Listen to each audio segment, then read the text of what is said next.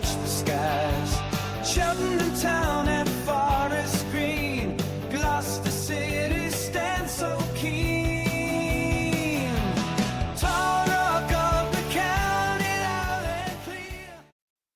Good morning and welcome to another episode of Talk of the County Podcast. I'm your host Daniel Hopkins, sponsored by TSM Traffic Management, local depot in Gloucester, that support projects all around the UK. TSM keeps the roads moving safely day and night, offering local operatives a great career prospect in a socially driven company that generally looks after its people and communities that they serve. To find out more, visit www.tsmltd.co.uk. Good morning, gentlemen. We have the band, Chris Hayes. Good morning, Chris. Morning, Daniel. Good morning, Sean. Sean's like he's got his new studio this morning. He's fresh and, you know. So we got Morning, Sean. lads. How you doing, mate? Yeah, proper shit in the background. And yeah, I like that shirt, actually. That's still been kicked out, to be fair. I made it my new home. That's the forest green we remember, the black and white. With the nice local sponsor Smiths on it as well. And we got Dave Angel / Jones. Good morning, Dave. Morning, Reg. We'll jump straight into the pod then, and we'll go to Chris. Over to you, Chris, for Around the Grounds. We are going to talk of the counties around the grounds by Chris Howes. Yeah, cheers, Dan. Let's go around the grounds, brought to you by BAM Recruitment. They find better matches than most managers in a January transfer window. Whether it's temporary or permanent, they put the right people in the right positions.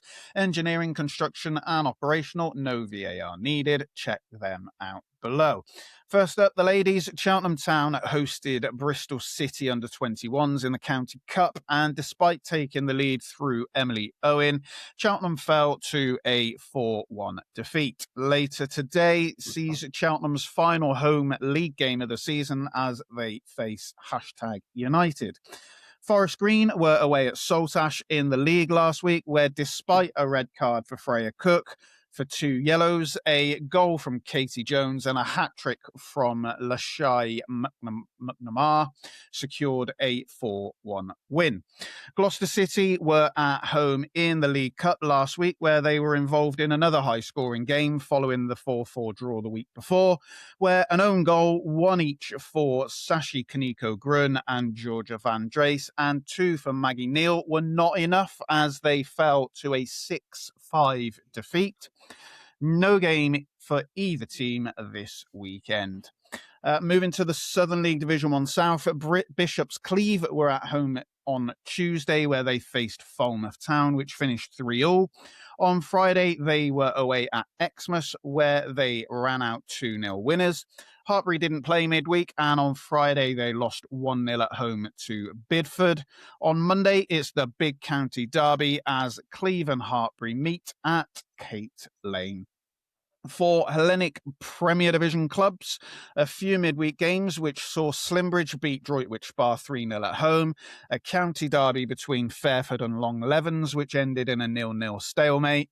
Yesterday, Fairford won 1-0 away at Worcester Raiders, Lydney lost 1-0 away at Thornbury, Long Levens lost 1-0 at home to Droitwich Spa, Cinderford drew 4-4 at home to Hereford Pegasus, and there was a county derby between Cirencester and Slimbridge, which saw Harley Price open the scoring in the first half, and Ewan Bailey secured the 3 points for Cirencester over the league leaders in a massive win to aid their playoff push.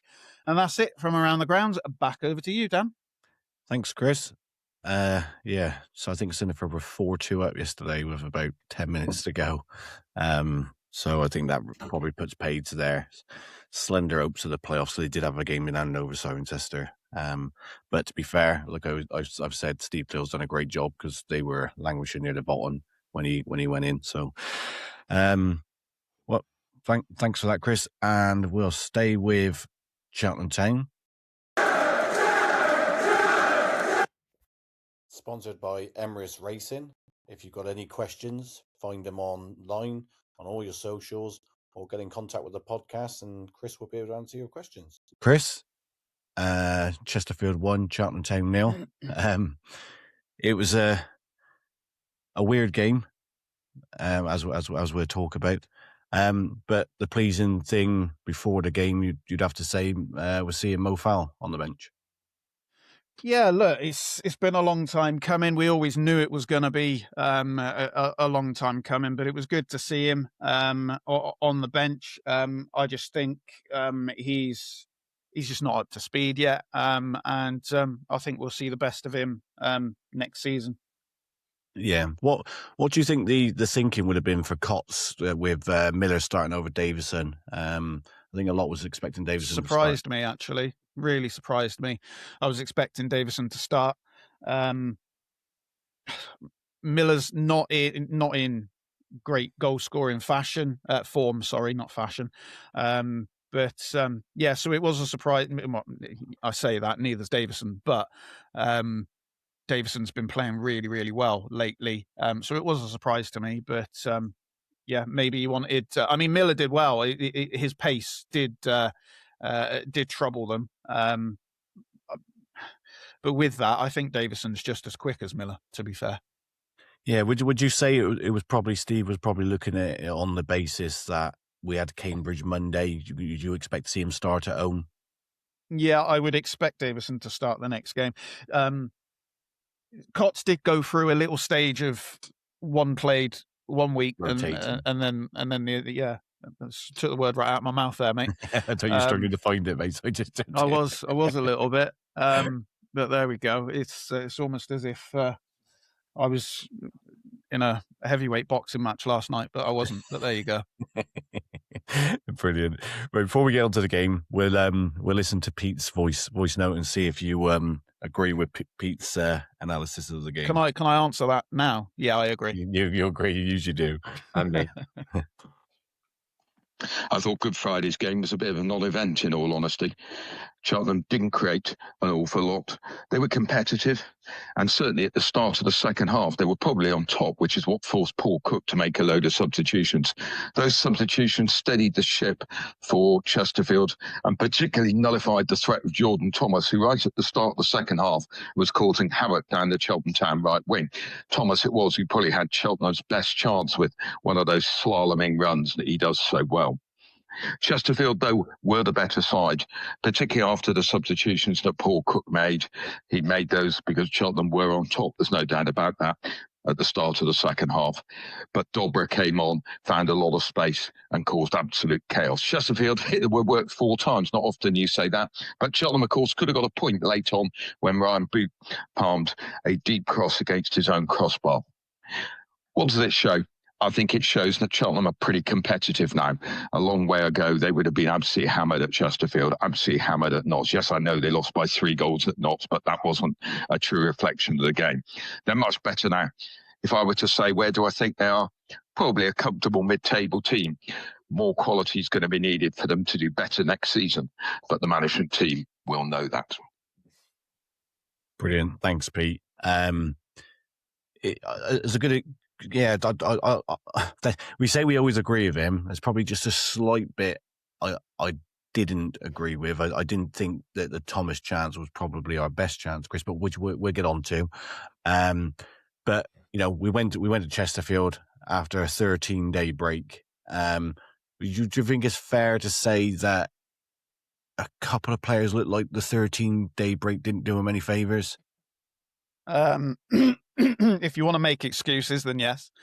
I just think that there were a couple of players that were not on it, unfortunately.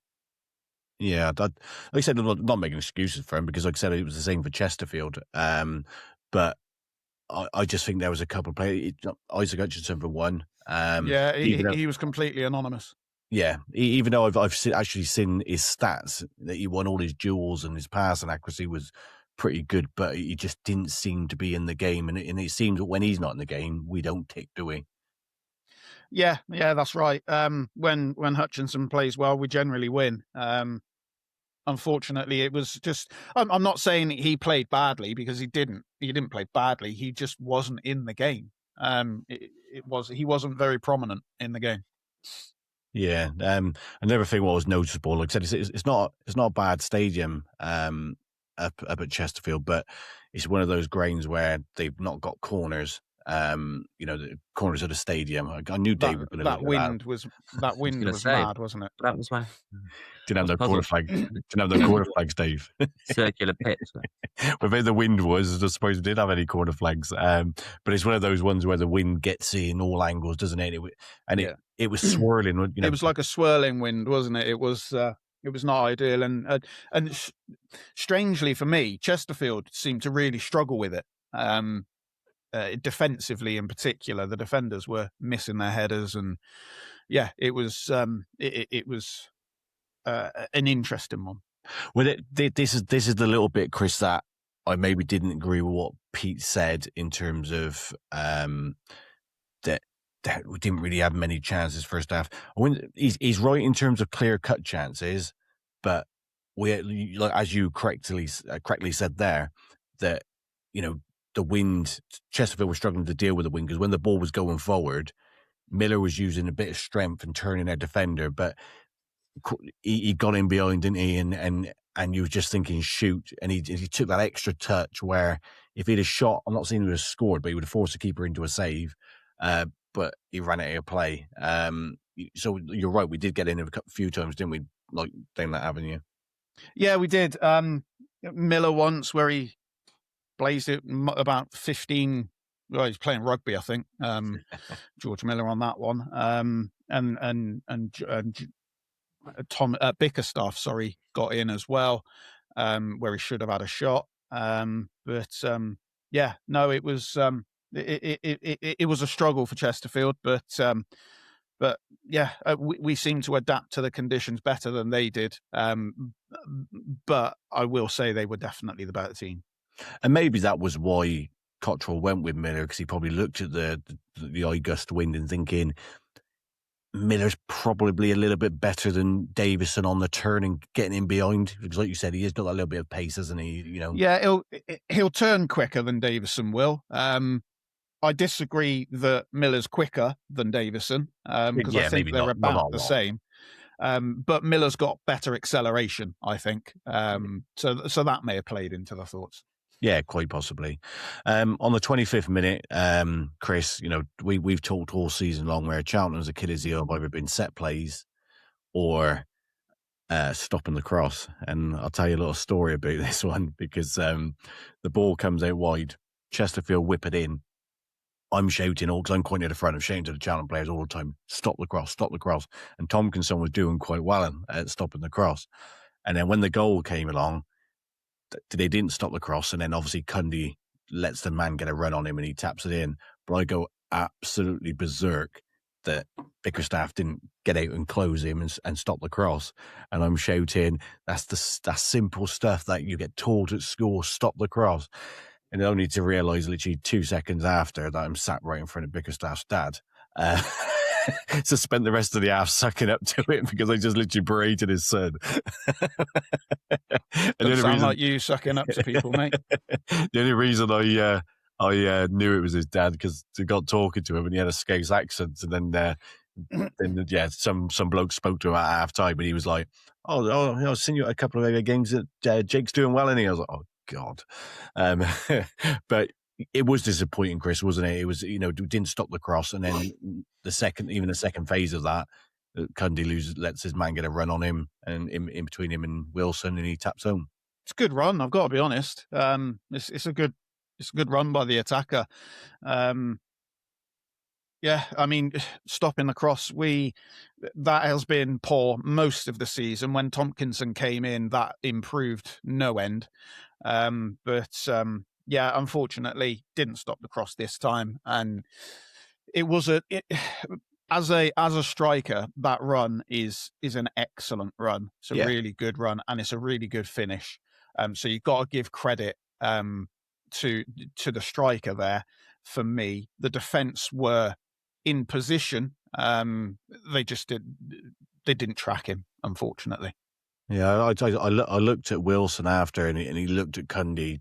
They didn't have an argument on the pitch or anything, but he looked at Cundy and was like, the ball's past me. You've lost your man. So you are right. It's a great run, and it's one of those runs where I like to see strikers making the ball goes past you. But and he does crest it nicely into the net. Which if you look back to Fleetwood, you look back to Harrogate when we talked about Miller's chances in that position. That's what Miller should have done in those positions. But it's an easy game sat from the stands. I know that. But I thought Chesterfield had a lot of play especially after the goal. I thought they had a lot of the play. Had some half chances without testing day, if you like. But they did show what their quality when they, Mandeville and McAndre, really, really good players. Yeah, they had a lot of possession. I think it was 62% at half time. So they had a lot of the ball. I didn't think, like you, I didn't think they created an awful lot. But some of the passing, they were brilliant with the ball. And you can tell why they're up there, challenging to get in those playoffs. They're a decent team, Chesterfield. So good on the ball and pretty good off it, other than the wind not helping them. Yeah, I thought when I said they had a few half chances, I think there was a few, like, it looked like they were going in, but they went either side of the post. Like I said, they didn't really make any sense. Yeah, the couple of little diagonal balls over the top that were headed. I think they saved one, and one should have gone in, but just dropped inches wide. Yeah, but you're right. They're a good side. When you're starting with players like Dobber on the bench, it just goes to show the quality they've got. And it also goes to show how much Cheltenham have improved this season. And Pete, what the key thing that I'll agree with Pete there is if that were earlier in the season, we get hammered about 5 or 6. Yeah, you're right. Because the heads would have dropped, and but we stuck at it. And I know you kind of just touched on this when I talked about the Miller getting in behind, but probably our best chance of the first half came to the ball again. We was playing it very nicely and played the ball over the top, wind assisted. And I think if Miller takes a touch, he lobs the keeper and it goes in, but he tries to take it first time and it goes over the bar. Do you agree with that? I can see why he's hit it early. But yes, he had a lot more time and space to run into than he thought he did. And I think, yes, and that's Miller's flaw. He's not particularly good about thinking about something. If he's got a chance 3 yards from goal this season, it's a lower percentage, but I'd say 8 times out of 10 he's going to score. But when he's got time to think, he's pretty poor, and he makes the wrong choice a lot of time. And he made the wrong choice that time, and adding into that, he got it all wrong. Got it completely wrong. Yeah, no, I 100% agree with you there. I think he's an instinct striker. Yeah, that's exactly what I was saying. Yeah, score. And so just I was obviously sat right behind it, and as it dropped to him, I just think he takes the touch. The keeper's way off his line. The keeper's like on the 18-yard line, isn't he? I think if he takes a touch, he still has that time to lob it over him, because the wind would have carried it a lot quicker. But he tries to do it first time, and like I said, it doesn't ever drop, does it? So we go in at halftime 1-0 down. It's kind of there. I don't know what you was thinking, but I was kind of there thinking, just keep it tight for 20 minutes in the second half, and we can get it. We can, maybe snatch something. But the second half started, and I thought we started on the front foot in the second half, as Pete said. Our first real chance of the second half came to Stevenson, and I thought it was in, Chris. 25 yards out, the power keeper was beaten. He just wouldn't bend with it. No, it was unfortunately it dropped a yard wide, but cracking strike. I didn't know Tompkinson had that in him, to be fair. He doesn't. That's what I said. You said. Yeah, I didn't think Stevenson had it in him, but it's a cracking strike. Unfortunately, just dropped wide. Keeper was well beaten. Yeah, I think we was all off our seat. We thought it was nested in the net, and I think, like Mark Halliwell said on commentary, he was just like, "That's in," and it's just like no bend at all. If it just bent a little bit, it goes in. Yeah.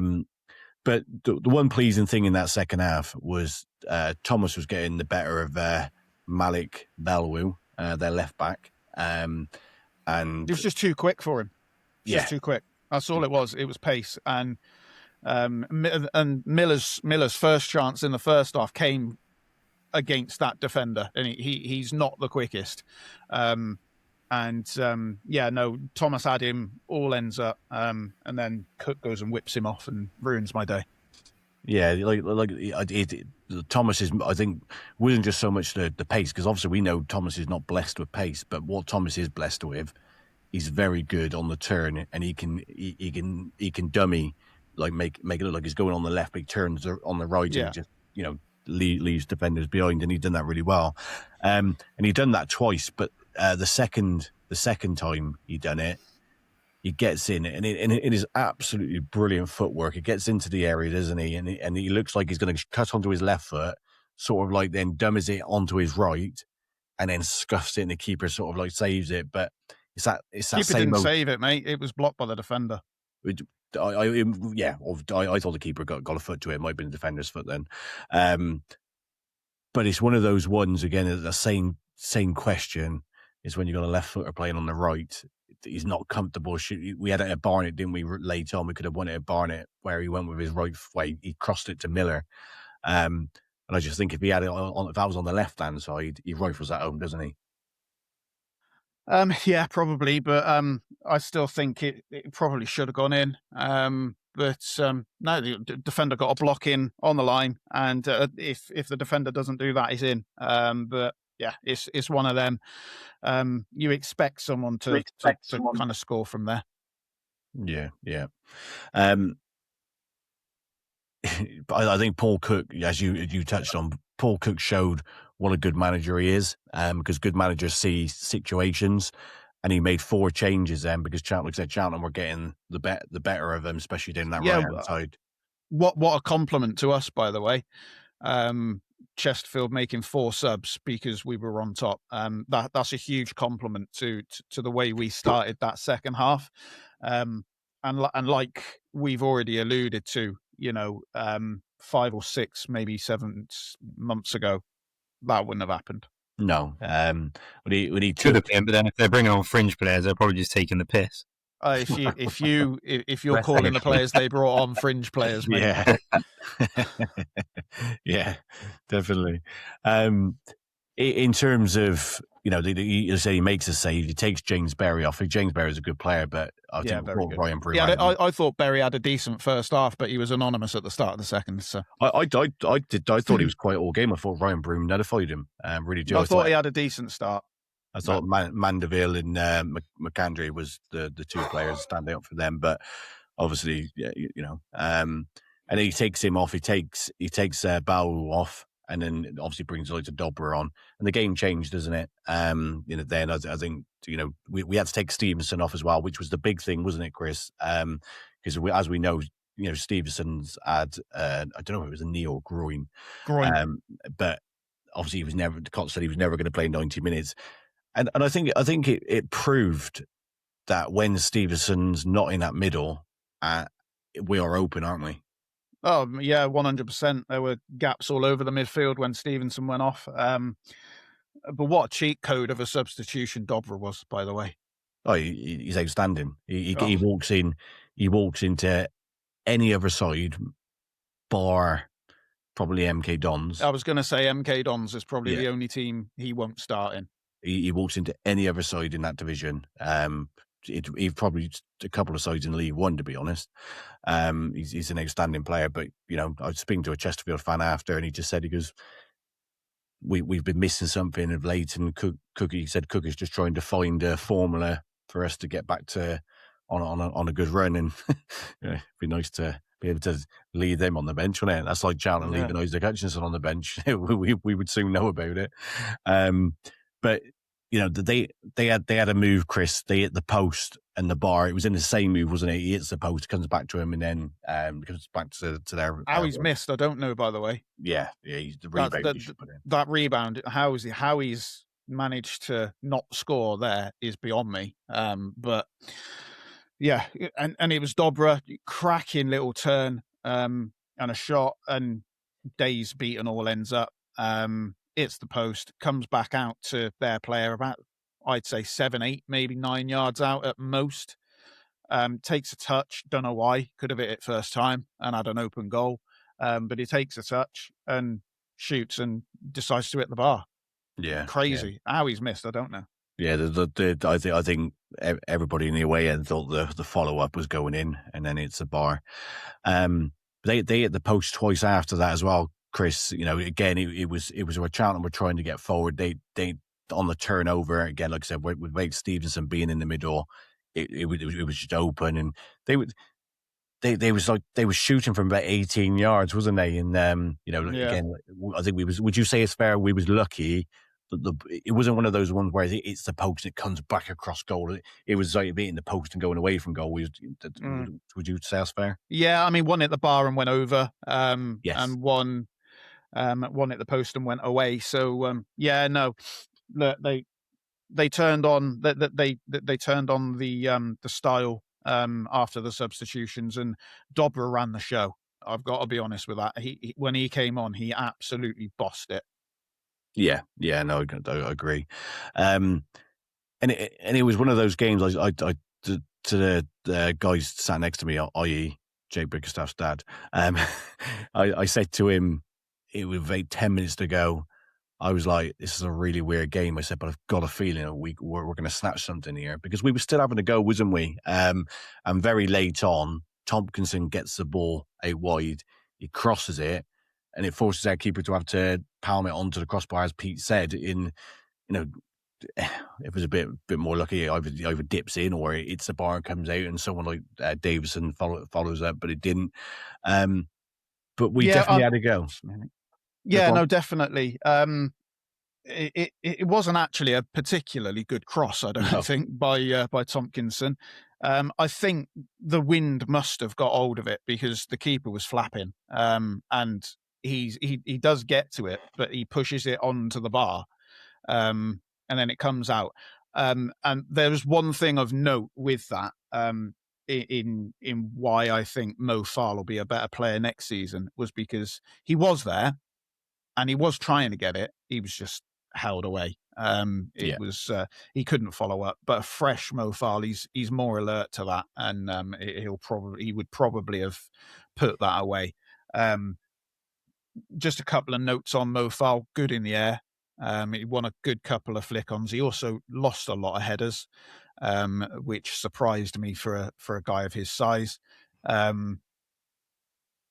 He'll be better next season, and I think we'll try and sign him next season. Well, we'll get on to that now. But you're right. He looked. You could tell he hasn't played since the beginning of January, sort of thing. But Chris, it didn't happen. It ended 1-0.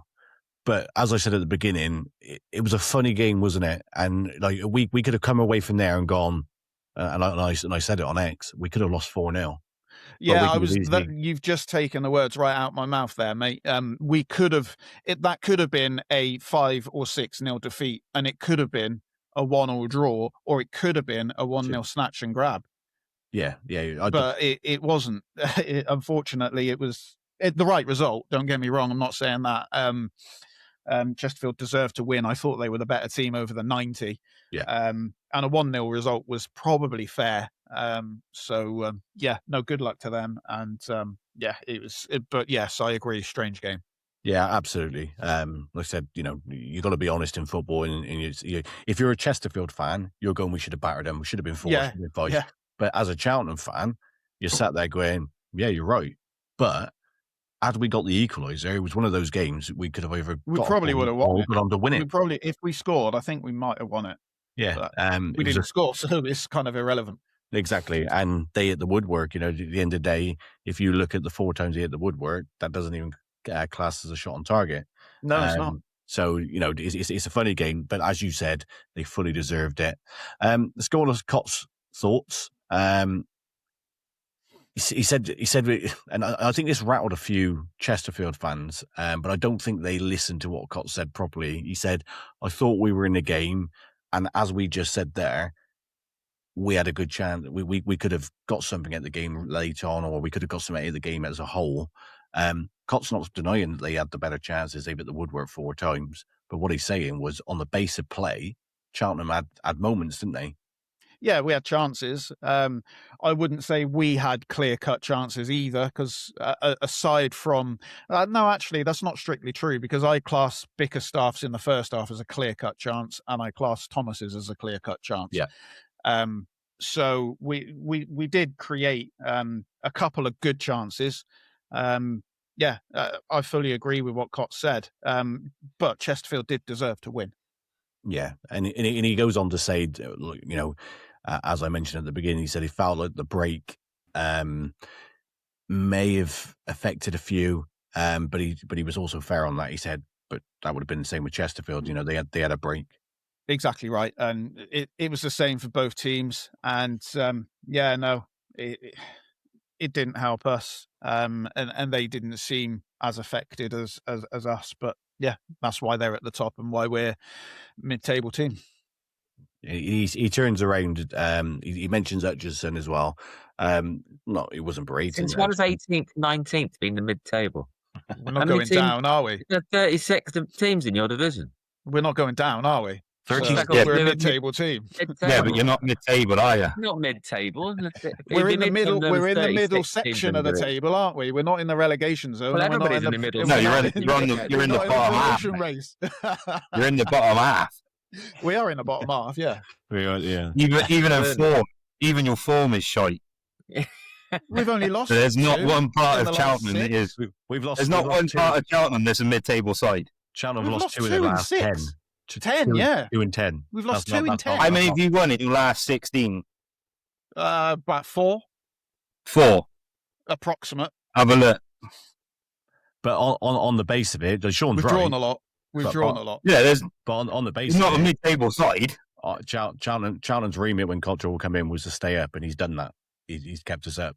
It's like we're a playoff team, but that's it's like me saying we're title challengers, which we ain't. No, you're a playoff team. You're in the playoffs. We're in the middle Yeah, but half. on your We're in basis, the middle we're challenging for the title. Yeah, but on your basis, we're challenging for the title. No, you'll never be challenging for the title, mate, this season. You'll never be mid-table, especially this season. I'll agree with that. Anyway, let's move on. So he talked about Hutchinson, and as I said earlier, Chris, I think when Hutchinson doesn't tick, Cheltenham don't tick, do they? No, yeah, we alluded to it earlier, and yeah, that's exactly right. 2 in the last 14, so they've 2 won. last 14. No. Hey, 2 in the last 14, they've won. thought it was 4. Yeah, I imagined it, mate. Don't worry. 2 of the last 14. But are you a half glass full or half glass empty? Is 2 There you defeats go. in 10 Depends or whether 2 wins it's in Cheltenham 14? or Gloucester. Yeah. Anyway, after a tough one, Chris, we go on to Walsall away next week. Cambridge at home on Monday and then Walsall away. They're 2 very tough games, aren't they? Yeah, look, it's going to be a difficult week. Sean will no doubt remind me of how many games we've won after that, because I don't think it will change. No, I don't think it will either. But on the other, someone asked me a question Saturday, and he said, "Do you think that Cheltenham are still in the chance of going down? Anybody's still in the chance of going down if you're not mathematically safe." But after those 2 games, Cheltenham's got 4 of their last 5 games at home, and 3 of them against Tranmere, Gillingham, and Newport. They could lose every game left of the season. They wouldn't go down. Cheltenham ain't going to go down. I think it'd be Tranmere. Do you know what? I actually agree with you, Sean. I think Tranmere are going down. Well, I disagree. They're a mid-table side, but I also agree they ain't going down. 19th, actually. So to be a mid-table side, you need As much as I'd love Cheltenham to go 18, down, I don't maybe. think they will. I think there's a lot of teams in the worst form. To back that up with Tranmere, this is Tranmere's remaining games. They've got Colchester at home, then they go to Chesterfield, then they're at home to Bristol Rovers, then they're away to Cheltenham, then they're away to MK Dons, and they finish at home to Grimsby. That is a 3 points, horrendous. I was going to say, I think they're only 3 points out of it as well, aren't they? For a team who's only picked up and don't quote me on this, is around about something like 4 points out of the 44 available. They are on one hell of a slide, and that is a hell of a run to go through to the end of the season. They postponed the game against Cheltenham last week on the hope that they could refresh the players, get them on the training pitch, because a couple of the players who went on international duty are not playing regular for him, and I think it's bit him in the backside. The teams below him have won, and they lost to Shrewsbury on Saturday. That's a terrible result as well, by the way, because Shrewsbury are not a good team. No, then they lost their last 3 or 4 as well, Shrewsbury. Yeah. But no, I don't think Cheltenham will go down. As I think Dave just said there, we could lose probably all our games and still be okay. Because I think like Barrow would have to win 3 of their last 5 games just to go and level on points with Cheltenham. Ain't nothing, is it? Yeah, I don't think the teams at the bottom are going to hit 40. No, the thing is, I'll give credit to the teams in the bottom. They've all picked up over the last few weeks, and they some of them, like last week I was saying Arrogate were dead and buried, and they go and beat Grimsby 3-1 on Friday. So yeah, a few of them are picking up points, but yeah, what the answer is, do you think, Chris? Do you think we can get dragged back in? No. Just for the crack of it, I'd like Barrow and Tranmere, but for the travel purposes, I wouldn't. I was literally going to say the same thing, because I want to get rid of them, because that's a longer trip. Well, yeah, it's not going to affect you, Sean. It won't. No, it's worth filling up, mate. Barrow and I would prefer Barrow and Arrogate to go. They're your 2 longest journeys of the season. Yeah. Tranmere's just about 3 hours. It takes just under 3 hours it took me to get there. Newport's an hour though. Yeah, exactly. I want Newport to stay up. If I didn't hate him so much, I would want Forest Green to come up, because they could do something for in that ring. They're not going to go up, mate. They're not going to go up. To be fair, Dan, you're always talking about us on Facebook. I caught you last month. Pot kettle. You won it. There we go. On Saturday, you could tell Forest Green won because Sean was talking about Cheltenham. And then literally on Facebook yesterday, I put a little joke, and Martin put on there, you must be a closet Forest Green fan. And Sean liked it. And I thought, pot kettle, son, pot kettle. Anyway. I thought we were going to talk about Mo Fowl. Oh, no, we are going to talk about Mo Fowl. Sorry, mate. Yeah. Let's talk about Mo Fowl. The last comment that Steve Cottrell made was it's quite cryptic, wasn't it? This is how I took it, and tell me if I'm correct. He said we've got to get him up to speed over the last 7 games, work on him, and I think that means make him like us a bit more. And he goes, you never know. Do you think that's Cheltenham Town? That's Steve Cottrell saying, if we can get him fit, we'll maybe be looking to bring him in as our number 1 striker next season. Yeah, I think Cots wants him next season. I think it'll obviously be a loan, but I haven't seen enough of him to decide if it's a good deal. He needs to fill out a little bit more. He looks to me a bit gangly, but I don't think he'll fill out. That's his build. He's all arms and legs and awkward and awkward if you come from the Forest. Awkward. Yeah, he actually reminds me a bit of, and Dave, you'll be able to give me some input on this because you will have seen him up close, but he actually reminds me a little bit of Sops. Yeah, good. Scaled up, much taller. He's got that all arms and legs. He's difficult to get round or get. He's strong, holds people off, wins, scores goals. He's a great player. If he's back fit, I can't see him playing in League 2, to be honest. Yeah, like I said, the thing is with Mo is that obviously I think he wants to succeed at Wrexham. He's not going to get in the Wrexham team next season. Let's not forget he's only 20. No chance, especially if they go up. Yeah, he's only 23. Is he that young? He's only 20. He must have been about 12 when he was terrorising us. Yeah, no, he's only 23. I was talking to a Wrexham fan who told me that he's on $7,500 a week at Wrexham. So there's no chance Cheltenham sign him on a permanent deal, but Cheltenham would probably take half of that. That's what they've obviously done with, and I think it'd be an outstanding. I think it'd be a signing with intent if Mo Fall is leading the line for Cheltenham next season. I've seen enough of Mo Fall in his career so far when he was at Walsall. And you look at his goals. When they showed the reel of Davison, and Sean will laugh here, when they showed the reel of Davison scoring his goals, they're very much a thigh and, it's a glance and header. But when you look at Mo Fall, the goals he scored just showed a bit of quality, composure, the way he dinks. You reckon Davison will go back then? Yeah. I would keep him, Sean. I've said to you this before. I'd keep him because he offers what you want. I kept saying to you all season about Temi Babalola. He offers that sort of strength, and the way he brings in Hutchinson, Thomas, he does it brilliantly. But you're right; he's not going to score probably no more than. No, but I meant obviously if you get Mo Fall on loan, he's Davison. He'll go back, and I think we might try and sign him, but it'll be a permanent. But I wouldn't say it will be the end of the world if we don't.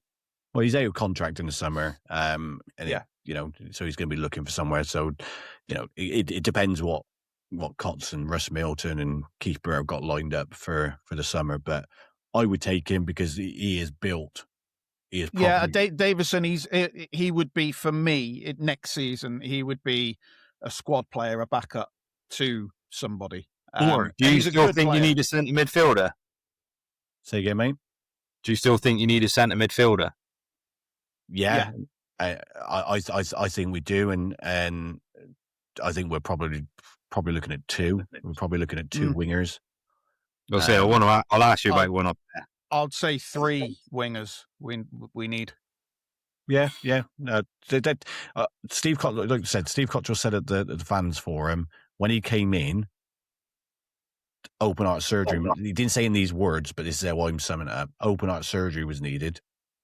But he said you've got players now who believe in themselves, and there's not going to be so much open heart surgery. It's more going to be maybe, Cheltenham's still going to be bringing 8-9 players in.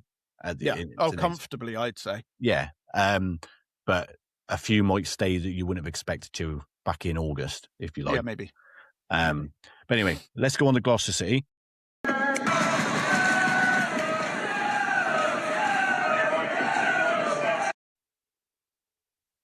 Dave, this winning feelings getting a bit we're hitting much. Yeah, I wouldn't quite go as far to say form for Saturday, but yeah, winning. We've run into a winning streak at just the right time, really. After 2 very convincing wins, scoring 9 goals and conceding none in 2 games. Friday was always going to be. I don't know what day of the week it is. I've totally lost the plot. It doesn't feel. I felt like Sunday yesterday. Yeah, I know.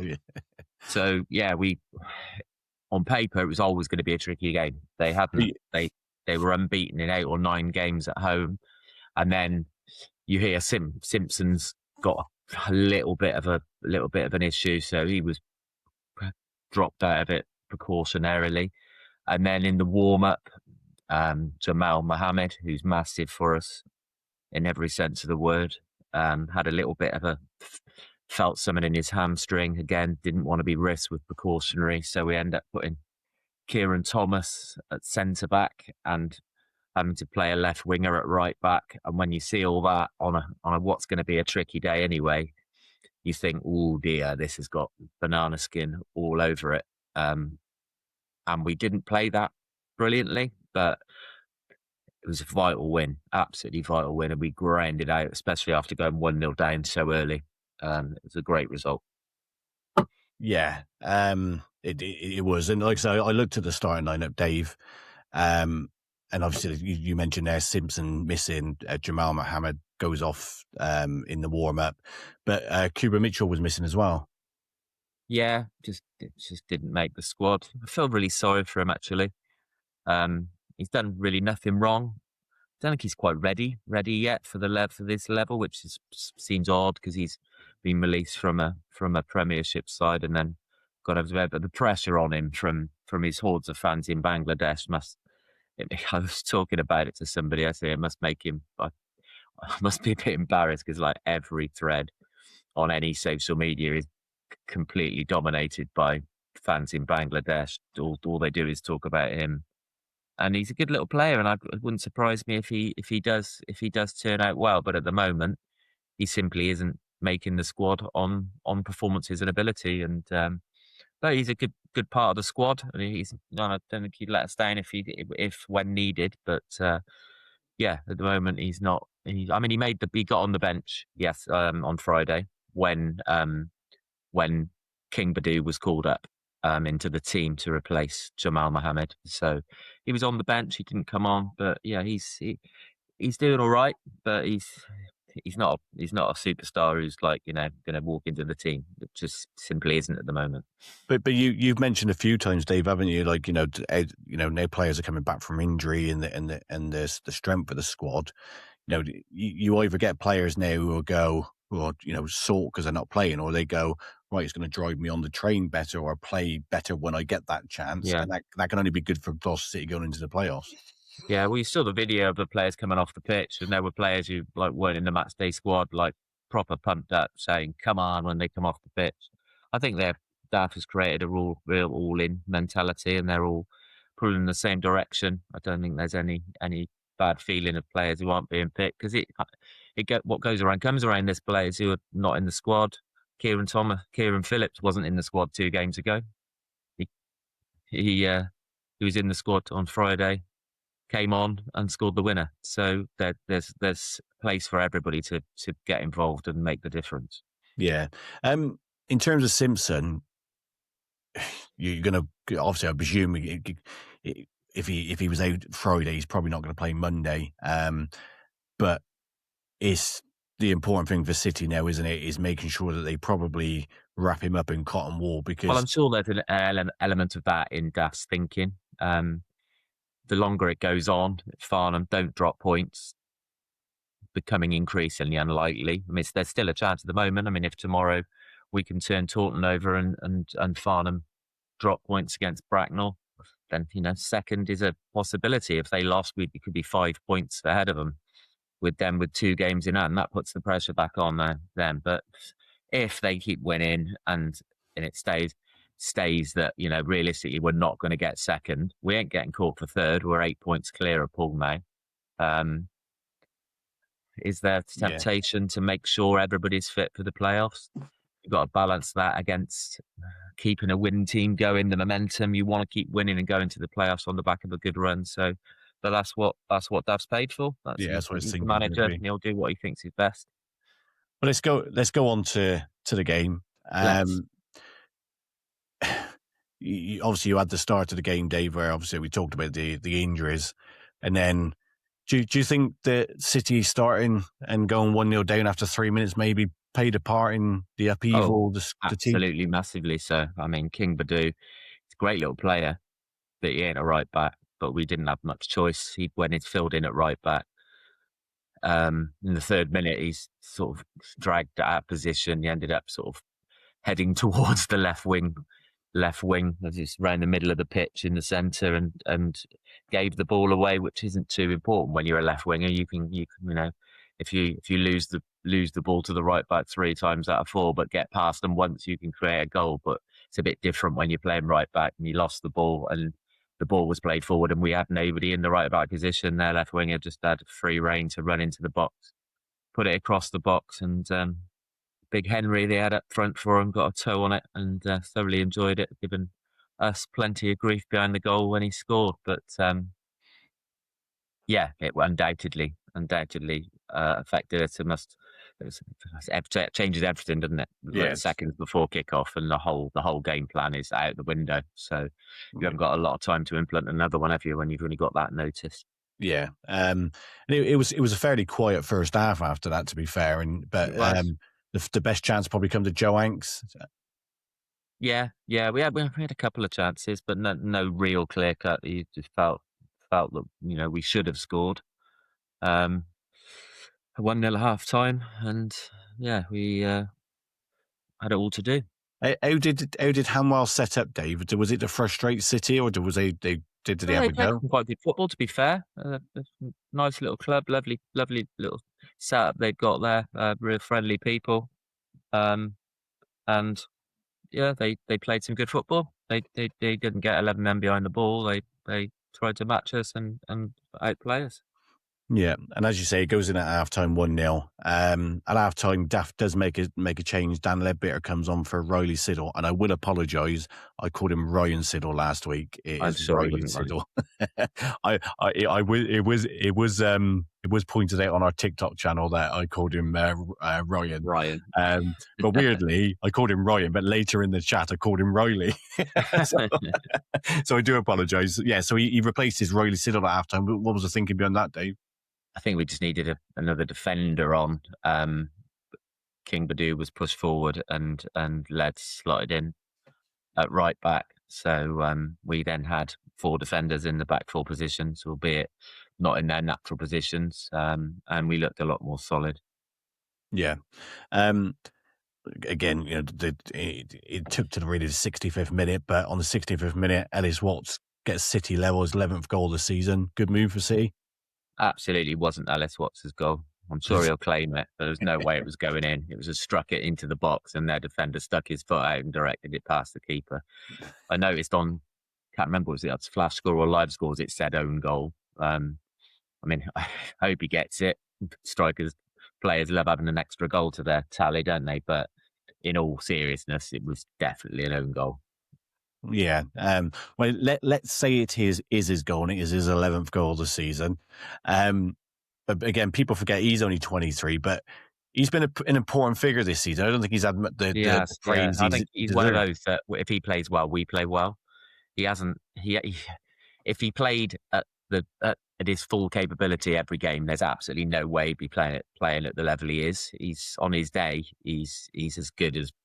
He's fantastic. He glides past players. He's got a bit of Chris Waddle about him. The way he's sort of long loping strides and he glides past players. He's a very, very good player, but he does not always on his game. And when he's not, he can try and take on the extra man and lose it a bit. I'd have him in my team every time because he's one of those players that's just got that a bit of magic that when you need a goal, he's capable of getting you one, whether he scores it or creates it. And he created 2 on Friday. Yeah. And how important was it? Like City get that equaliser on the 65th minute. Vital. I was looking at the clock and I turned to the person next to me and it was like 62 minutes. And I said, we need to get one before 70 minutes, give themselves a decent amount of time to get that winner. And when it went in, I just thought we're going to win this. I felt we were. Yeah, and it was literally 11 minutes later. You mentioned Kieran Phillips. Kieran Phillips had only been on the pitch for 11 minutes, but put City 2-1 up, and it was Ellis Watts with the assist. Yeah, friend of mine, Kevin, stood next to me, and Kieran Phillips came on. And Kevin said, "If ball's going to be played in, he's going to get his toe on it and get us the winner." And like it was almost like a crystal ball moment because that's exactly what happened. Ellis Watts got the ball down the right, did what he does most of the time, cuts back onto his left foot, and just played a lovely ball into the box that was going straight through to the keeper. But Kieran Phillips, he's a goal scorer. He's had his issues with fitness and form, but there's not many players you want the chance to fall to more than him. And he just guessed what was going to happen early and just made a perfectly timed run that got there just a millisecond before the keeper and just got his toe on it and just sent it into the near post. And he enjoyed that one. It was obviously an important goal, but do you think that the loan spell's done him good, Dave? Because that's his 3rd goal since he's come back. Yeah, I mean, it would have done him more good if he hadn't come back and immediately got injured again. But yeah, he's a great little player, and I can see him playing a big part in the playoffs. Kane's a great player, but he's a great player to have in backup or alongside. He does got a knack of scoring important goals. He got one in the playoff semi-final away at Brackley that took it to penalties, and I can see him having a big input for the rest of the season. Yeah. The game ends 2-1, Dave. Must be pleasing. You're 1-0 down away from home. You know, it shows a lot of character from City, doesn't it? Because you have questioned, haven't you, in the past that mentally away. Well, it might be a mental thing. Away from home, you've not been the best, have you? We've struggled away from home to have that consistency, but this season things have changed a little bit. I mean, Mr. Vott sent me a message earlier on with a few stats as he loves to do, and is he the Mark Halliwell of Gloucester City? Is he? Yeah, he loves his stats as Mr. Warrior. Yeah, Daft's points per game as manager with us is up to 2 now, 2 points a game, and our away points per game is 1.53. We've only failed to score 3 times away under Daft, and we've scored 33 goals away. So, would it be nice to think that our worries about away form is behind us? Maybe we're picking up some big results on the road, so it's never going to be as easy as home, is it?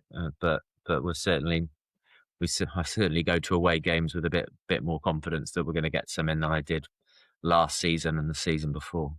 Yeah, because obviously, again, this time of the season, you've heard it a lot over the years, where you find a lot out about your players at this time of the season. Whether mentally they're strong enough to either a relegation battle, or if it's a playoff or title-winning season. Now that the expectation is there. You've got to keep winning for that chance for second. So again, like I said, being 1-0 down after 64 minutes. And getting level and going on to win the game, it just goes to show that Gloucester have got that in them. We've got plenty of leaders out there. When you look right the way through, Kieran Thomas is an absolute leader. You got Hanksy in there. Kane Simpson's won the league a couple of times, at this level. So yeah, we've got plenty of experienced players who've been there and done it before, and let's hope they can do it again. Yeah. Let's go to the Daft Salts then. Very proud of the team. He said, obviously, as you said, they haven't lost in 8 games at home at Hanwell. What was it like down there, Dave? What was the pitch like? Was it hard? Was it an hard slog? Or? Not the best, but heavy grass. Not terrible, but not brilliant. Not the carpet we have, the plastic carpet we have at home. Yes.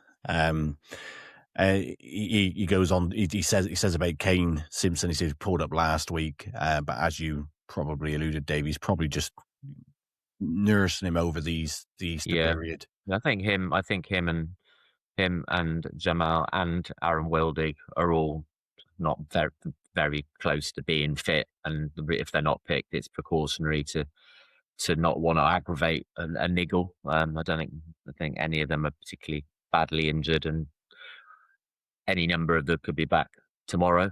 But if they're not back tomorrow, I'd be confident they'll be back next Saturday. Yeah, because it's the point now, isn't it, that you've got 4 games to go, obviously 3 after tomorrow. Do you leave them out? We'll get on to it in a minute, but obviously the gap between you and Paul now is 8 points. Maybe just that one more win, then you could maybe rest a few players, but you still need to keep that momentum going, don't you? So there's that fine balance. It depends on what Farnham do as well, doesn't it? Because coming second is massive. So if we get that one more win and Farnham stumble, then I'd be tempted to treat. We've got to treat every game as a cup final now. I think if we can get second and guarantee only home games in the playoffs, semi and final, if you get there, that is going to be a huge advantage. Quite interesting looking at the table, who's going to fill that last space, because Paul are on an absolutely dreadful run of form. And Berkhamsted seemed the one. I reckon Berkhamsted, who's I think have done the double over this season. I wouldn't surprise me at all if they pinch that 5th spot. They're on a cracking run of form, and on the rest above them are all having some serious wobbles. Paul, Chertsey. But let me just go on to Daft's last song. We talk about that because I've got some notes on that. Have you? Yeah, I have. Yeah, especially for you, Dave. Excellent. He goes on to say about the capability of the club. He said, the support was brilliant on Friday. He said he really needs the fans to get behind them on Monday now. I don't know, what do you want to say anything to any Gloucester fans listening, Dave? we're getting the numbers, but we seems to have dropped. We were getting to like 14, 1,500, and then the last few games have been 11, 12. Few seem to have drifted away. I just blows my mind. I'm just totally vexed as to why. We could really do on Monday. If you're going to go to a game, just get yourself to Meadow Park on Monday, because it's a massive game. And when you're there, just make some noise. I've had a few conversations with Daft, but it's just puzzled as to sometimes it's just quite flat. And when you've got obviously when you get a 1,200 crowd, there's going to be large proportion of those people who are, families on a day out who sit in the stand, or older people. But we really need the people who get behind the goal and the people to join in the stand as well. But we really, primarily to get them going, we just need everybody behind that goal in the TN to really sort of create some noise and create some atmosphere. We've a couple of games recently been missing a couple of big characters, and I don't know whether you're a starter or a joiner when it comes to singing. I've always been more of I'll join in with singing, but I'm not really one to start songs off. And a lot of people, I think, fall into that category. So when you lose a couple of people who can't make it for a game, who are the ones who get everybody going and singing, then it makes a big difference. But hopefully they'll all be there for the remaining games, and we really need to get behind the team, because they're certainly working hard for us, and we need to give them the support they deserve. Yeah. When I come to your game against Yates, obviously there was 1,900 there. I think the one thing with Gloucester, what they probably do need is, and again, it all costs money, is because the ground's open on the one side. Oh, very much so. And the T end behind the goal isn't the T end of old. I mean, it is what it is. It's not going to change anytime soon. It's going to cost a lot of money to change it, but the view ain't great, and its sound doesn't carry that much. It's quite open. So, but you've got to make the best of what you got, and it is what it is. That's the ground we're in. It's not going to get any better unless we sort of move up the pyramid and get some more money and more investment, or regularly get a lot more through the turnstiles. So we can moan about, it not being very good view, or not being, very acoustically good, but it is what it is. So let's just make the best of it and just make as much noise as we can. Oh yeah, you can hear it. But like I said, sometimes when especially that wind, if you've got that wind, it's not going to travel well at all, is it? Unless it's coming. Yeah, it's quite funny. You can be. I'm still a end swapper. I'm old fashioned, and I go down the other end when we're shooting at the other end. And it's funny, you can be on at the other end of the T end, and with the away fans behind you, and they're saying, "God, the other end not making any noise at all," and they're singing their hearts out. The away fans are, and then in the second half, you go into the T end. Well, I go into the T end, and the T end's making loads of noise, and you can't hear a thing from the other end. So it's funny. It just doesn't carry. But the players can obviously hear it, because they consciously comment when the ground's loud and when it's not. So it obviously does make a difference. We might not think they can hear, but they definitely can. So let's make as much noise as we can and get behind them in the last 4 games and get us over the line. Yeah, no, definitely. So obviously we go on to Monday. It was a big game against Gary Johnson's Taunton. I'm sure you get a fair bit of stick, Dave. Yeah, Gary Johnson, old Mr. Jake Price, the guy who got Marcus Day sent off by grabbing his face and throwing him to the side of the ground when he was gently nudged on the shoulder. It looks like he did it again against Waltham Hersham on Friday. Got a Waltham Hersham player sent off. He seems to be quite adept at throwing himself to the ground, holding his face. So I think he'll probably get a nice welcome, as will Gary Johnson. It should be a good atmosphere. I'm sure they'll bring a few. Do you and this is a question for Sean and Chris as well. Obviously you have rivals in football, and every time a player comes back to Walden Road and he's played for, especially Forest Green, I'm there wanting to give him stick, and I'm sure like Sean would be with an ex-Cheltenham player at Forest going to Forest Green. But does it annoy you when you get like a group of fans who make a lot of noise? They sing "We Hate Forest Green" all game, but then they don't know that player played for Forest Green. And you're thinking, well, that's your chance to give him stick. Yeah, we got Dylan Jones is with Taunton now. I mean, he was released by us, went to Taunton, and he scored, I think, something like 5 goals in the last 6 games and got 3 man of the match performances. He scored against Walton Hersham on Saturday, so be interested to see how he plays. He scored a cracking goal for us, but never quite lived up to the player we hoped he was going to be. So yeah, I'll be interested to see the reception and how he does on Monday. Yeah. Let's not forget where a large percentage of Gloucester players start their career. Yeah. I mean, some of our same applies to Forest Green. They were pretty much Cheltenham reserves a couple of seasons ago. Yeah, not anymore.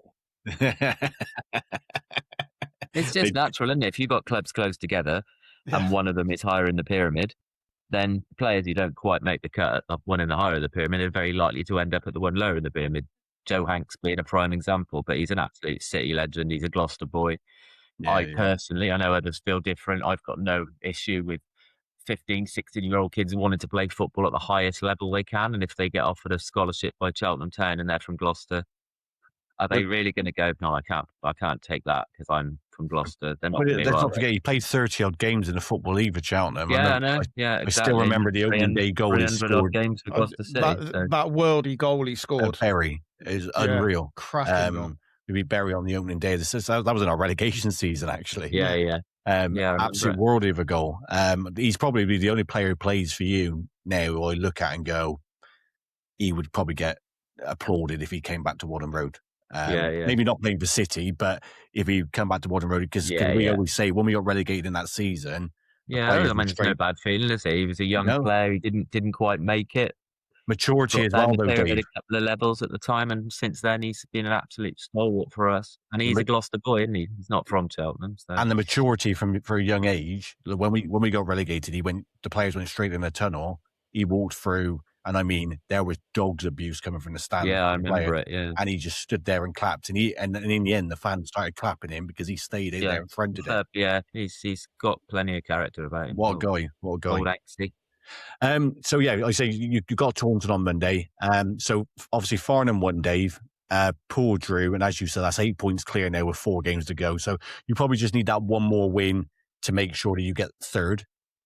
Even though it's unlikely that Poole are going to grab it, but I don't think Poole will win the remaining games and we'll lose them all. But I think in much the same way that you're not going down, I don't think we're losing third. It's all about just trying to keep on winning, and be lovely to be in a situation where come the last day we could beat Walton Hersham to clinch second. Yeah, because I was looking at Farnham's fixtures, and I think they've Bracknell next. But they've still got Shoalin and Berkhamsted to play. Berkhamsted. They got their 2 really tough games. They've got. They could easily drop 4, 6 points there, even 3 points. It lets us back in a little bit because thanks to our goal scoring exploits last week, that extra +9 has given us, albeit marginally over Farnham, but substantially over Poole, better goal difference. So. That's worth an extra point at the end of the season. So we only need to, if we can keep the goal difference better than Farnham, we only need to match their points. So who knows? Watch this space, 4 games to go, and be very interesting. Brilliant. That's Gloucester City, Dave. Thanks for that. Pleasure. Let's go on to Forest Green Rovers.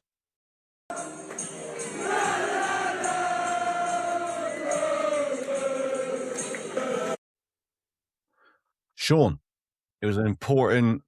Obviously, you come back and won 4-2 last week. It was obviously important for one to get your own back on Brackley after the defeat in December, because that was pretty much where Forest Green's slump started, wasn't it? After that game, and also back up with a back-to-back win. I just watched the extended highlights before we got on today, and didn't Forest Green absolutely battered them, didn't they? It could have been 7 or 8, 9.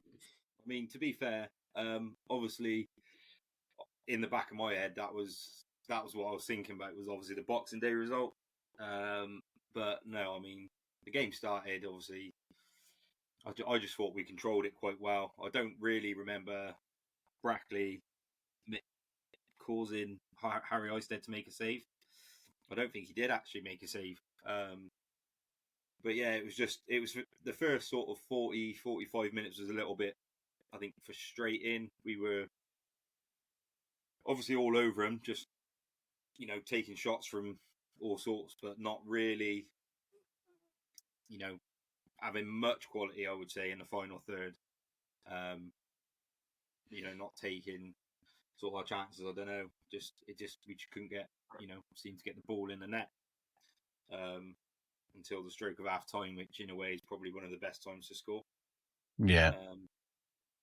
But yeah, let's go to the start of the game then. So, obviously Nick Orton gets the start. I think is in some Forest Green Rovers fans' view long overdue. Yeah, came on second half against Eastleigh. Had a brilliant second half. Obviously, everyone was saying that they thought he deserved to start after that. Robbie obviously agreed and chucked him on. And I got to say, Nick Orton was one of the best performances I think I've seen from Nick Orton in a way this season. He's a class act. He was brilliant. The only, like I said, if you want to, I wouldn't say it's critical. I'd say the only thing he was missing was probably a goal himself. He got 3 assists. The only thing he was missing was a goal himself. But if he had got that'd been the cherry on the cake for him, I think. Yeah, and another player, Tate Campbell, he dropped to the bench. What was the thinking behind that one? I probably hazard a guess, and I would say he's obviously tried Jaden Clark in the six a few times. I think Clark's probably a little bit more attacking, probably got that little bit more threat, with a long shot. Maybe knowing Brackley are going to sort of sit with a low block, I'd probably say you'd think Jaden Clark is likely to be the one to run forward and, score a long ranger. So that's the only thing I can really think of. I don't think Tate Campbell's done anything wrong. I genuinely think it's just a tactical switch to try and get to try and break a low block. Yeah. Would you say, like I said, it's not a dig, because obviously I'm pretty sure you probably agree yourself. Do you think Robbie's struggled to find his best team this season, and that's maybe played in the indifferent form in the second half? Because he's, when you lost a couple, he was trying different things, different players in different positions, the windmill a few times. We probably have struggled to get I think, I don't know if we've said it previously, a settled starting 11 or whatever, but we've been so unlucky with injuries. When you look at the injuries that we have had to big players as well, there's not a lot you can do with that. And a lot of them, I don't even think they're you had Sean Etaluku come in and he was more or less injured from straight away, and I think he'll be quite a big player when he comes back. Obviously, Ricardo Reese came in. He's obviously been out now for a fair old bit. He's back sort of next weekend. So I think we have struggled in a way to get a starting 11, a settled. Yeah. And before we get on to the start of the game, we talk about former players, and you're going to go, I didn't know that. Brackley had former Cheltenham striker Tavon Campbell up front. Obviously didn't make a difference because they barely had a shot, but that was one player when he came to Cheltenham, I think at the age of 19, 20, there was hopes for him to go up the Football League, but it's never worked out for him. He was at Forest Green as well. Did he ever stay at Forest Green as well, did he, Tevin Campbell? Was that after Cheltenham? Yeah, when was he at Cheltenham? 2019, I think. Hang on, I'm going to let you know now. He's 29 now. Edit this waiting period out. He was at Forest Green before Cheltenham. He was at Forest Green in 2018. He had. It was right now. When you said 2019, I was trying to think because it Cheltenham got into the Football League. Because I think he went to Yeovil, didn't he, as well? Yeah, he went. He was in Forest Green 2018. He had a loan spell, 14 games, 2 goals. 2018, 19, and never. He must have went to Forest Green permanently. Who are you talking about? I zoned out for a minute. Tavon Campbell. He played 18 good games at? and 3 goals. Then he went on loan to Gillingham and only played 6 games. Then he went to Cheltenham on a permanent. Only played 11 games in 2019 to 2021. Did he ever play? He was at Gloucester as well. He went to Gloucester on loan. Had five games on loan at Gloucester, scoring 2. That was from Cheltenham. He went on loan at Gloucester from. He'd be good for this podcast then. he's had a few clubs, but like, you're looking at his numbers. Apart from Woking, where he scored 13 and 21, he's not really had a prolific goal scorer. But he was only thought of. But one of the questions I was going to ask was, how did he do on Saturday? But considering they didn't really have a shot, not very good. I'll be honest, Dan. I actually didn't even know he was playing for him until you just said that there. Not like you. Well, yeah, I mean, to be honest, I didn't really look at any of the Brackley team. I didn't look at the starting lineup or anything before the game. They didn't really do too much. You was having your vegan food, mate. That's why. I was I was up there. My boy was mascot, so we were I wasn't in my normal seat. I was sat in the north stand behind the goal, so the view from there just ain't very good. You would have done very well to sit behind there, mate, with no seats.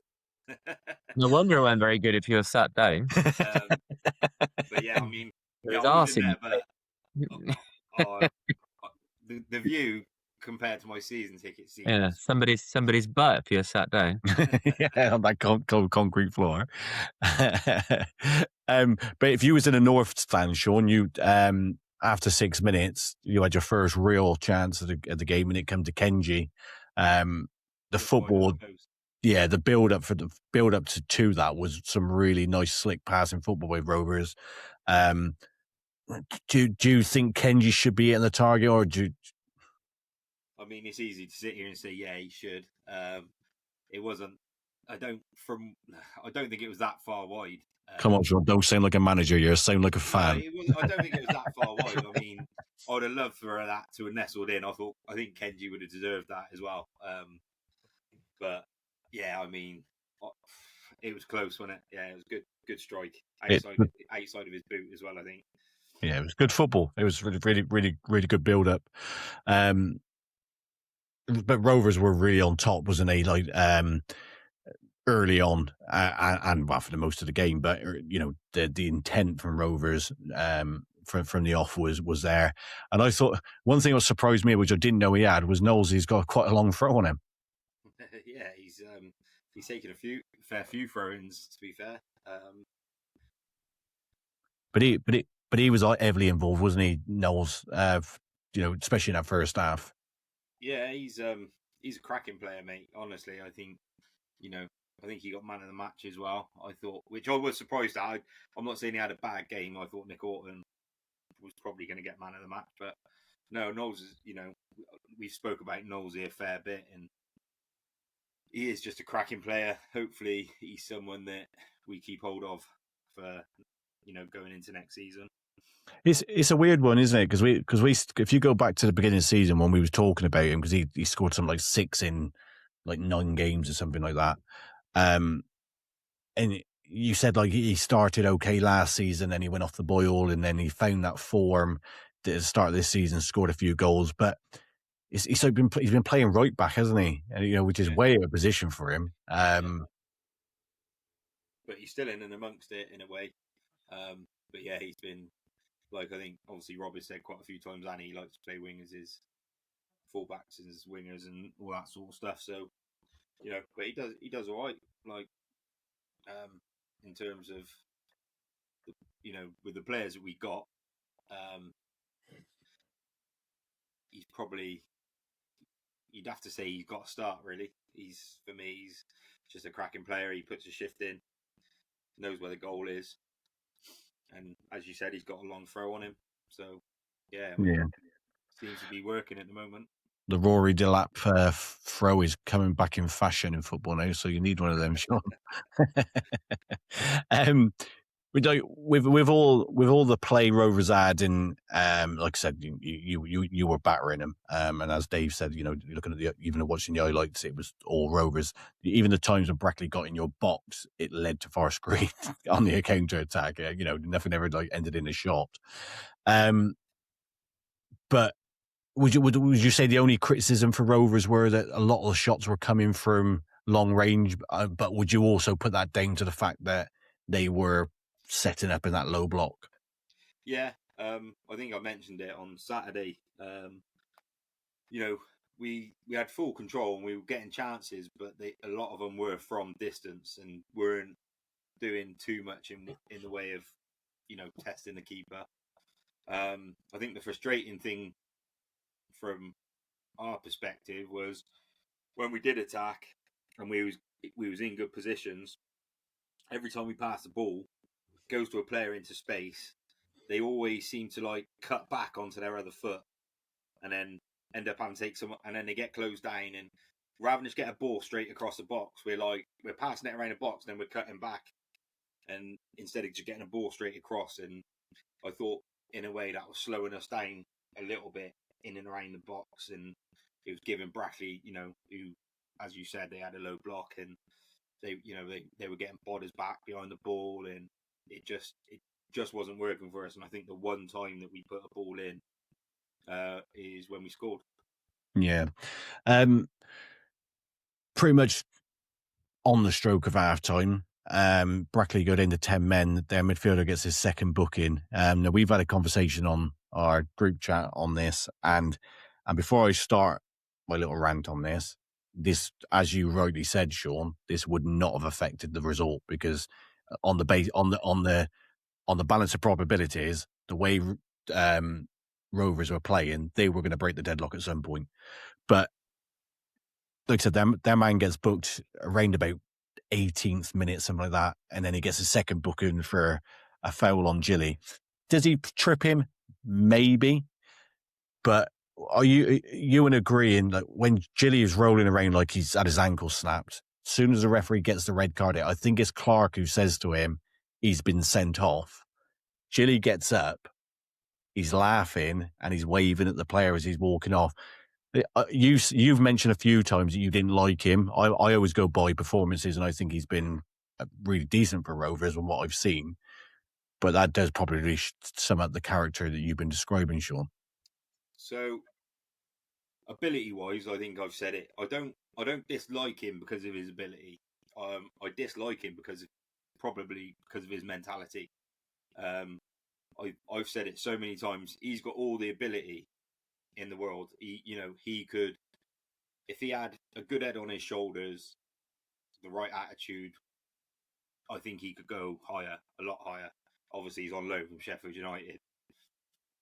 His mentality isn't that of a footballer. And I think what you're getting at there pretty much sums up why I don't, and I think probably a fair few Forest Green fans will, say something similar along them lines. Has he done, to start with, has he done a lot wrong? I don't think so. I think he's done what most football players do. They go down, they have a little roll. They always try and get someone sent off when they know they're on a booking. The end bit of that you've said, where he gets up and he smiles and he starts waving, now that is what would really tick me off. Yeah, that's the bit I'm on about. I agree. I haven't noticed that. I'd have to have a look, but that's what would tick me off, and I think that's what lets him down. Yeah, and you're bang on there, Sean, because every player does it. They're whether it's for Cheltenham or it's for Forest Green, whether it's Gloucester City, they would do anything to gain an advantage for their team. And if that's going down slightly a little bit easier by being tricked and holding their ankle and the referee shows a second yellow card, but you just get up, put the ball down, take the free kick, get on with it. But it was the same with and I had the same views of the Crystal Palace player against Leeds a few weeks ago when the Leeds player got sent off and he was celebrating like he just scored the winner in a Champions League final. Yes, they're your enemy on that pitch, but they're still fellow professionals.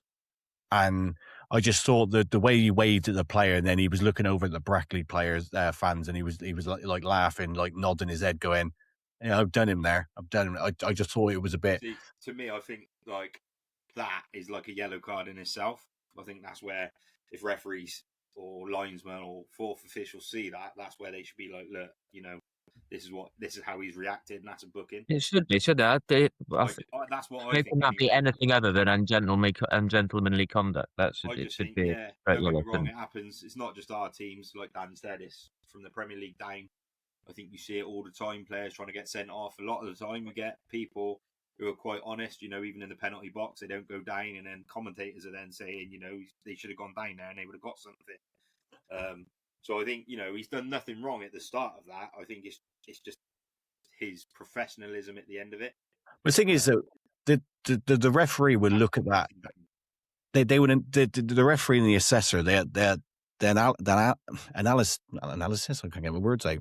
They analyze that after. They'll look at the see if they made the right decision, and when they see the reaction of Gilly, what that could potentially do for Forest Green going forward, it might affect you. You could be in the semi-final of the playoffs. Gilly could be going through on goal, get taken down, and like that sort of challenge, and the referee could have in his mind going, "Yeah, you was the one we talked about in our meeting. I don't know whether that is a second bookable because are you faking kind of thing." So, and I know this for a fact because I don't know whether you'll probably know him, Dave. Clive Wilkes used to be a former Premier League referee, but Clive Wilkes, yeah. Never heard of him. You've never heard of Clive Wilkes? No. Used to referee in the Premier League. He's from Gloucestershire. I don't really pay a lot of attention to the Premier League, to be honest. No, not me, to be fair. But he refereed when he retired from Premier League. So in the 90s, he started refereeing local football, and I got chatting to him about players and all that. And I said, if a player is a constant diver or things like that, and you've sent players off in the past because of it, I said, do you have in your mind when it comes to a decision that player has fooled a referee before? And he went 100% yes. They're not stupid, are they? They know the cheats. They know the ones who are out to get other players sent off, and it must, even subconsciously, be in their mind, mustn't it? Got to be. And so it should be. The thing is, you guys are sitting, and Sean, you was there. I'm not saying that Gilly wasn't fouled, mind. I'm not saying that the lad's not caught him, but it wasn't enough for him to roll around 5 times like he'd been shot. But the reaction after kind of tells you, like, I've gone down like that to get you sent off. And that's what I mean. It might affect Rovers in the future if you need it. If any team goes under 10 minutes, it always gives you that advantage, doesn't it? But in the future, that might go against you if Gilly goes down and the referee goes, well, I'm not booking that player because I've seen what you did against Brackley. Do you think that's fair? Yeah, maybe. I don't disagree with it. Like I said, obviously, like I said, he's done nothing wrong at the start. His reaction afterwards is probably what a lot of people don't like. And you might be right in what you're saying. There might always be that in the back of referee's mind if it gets spoken about, if it gets picked up.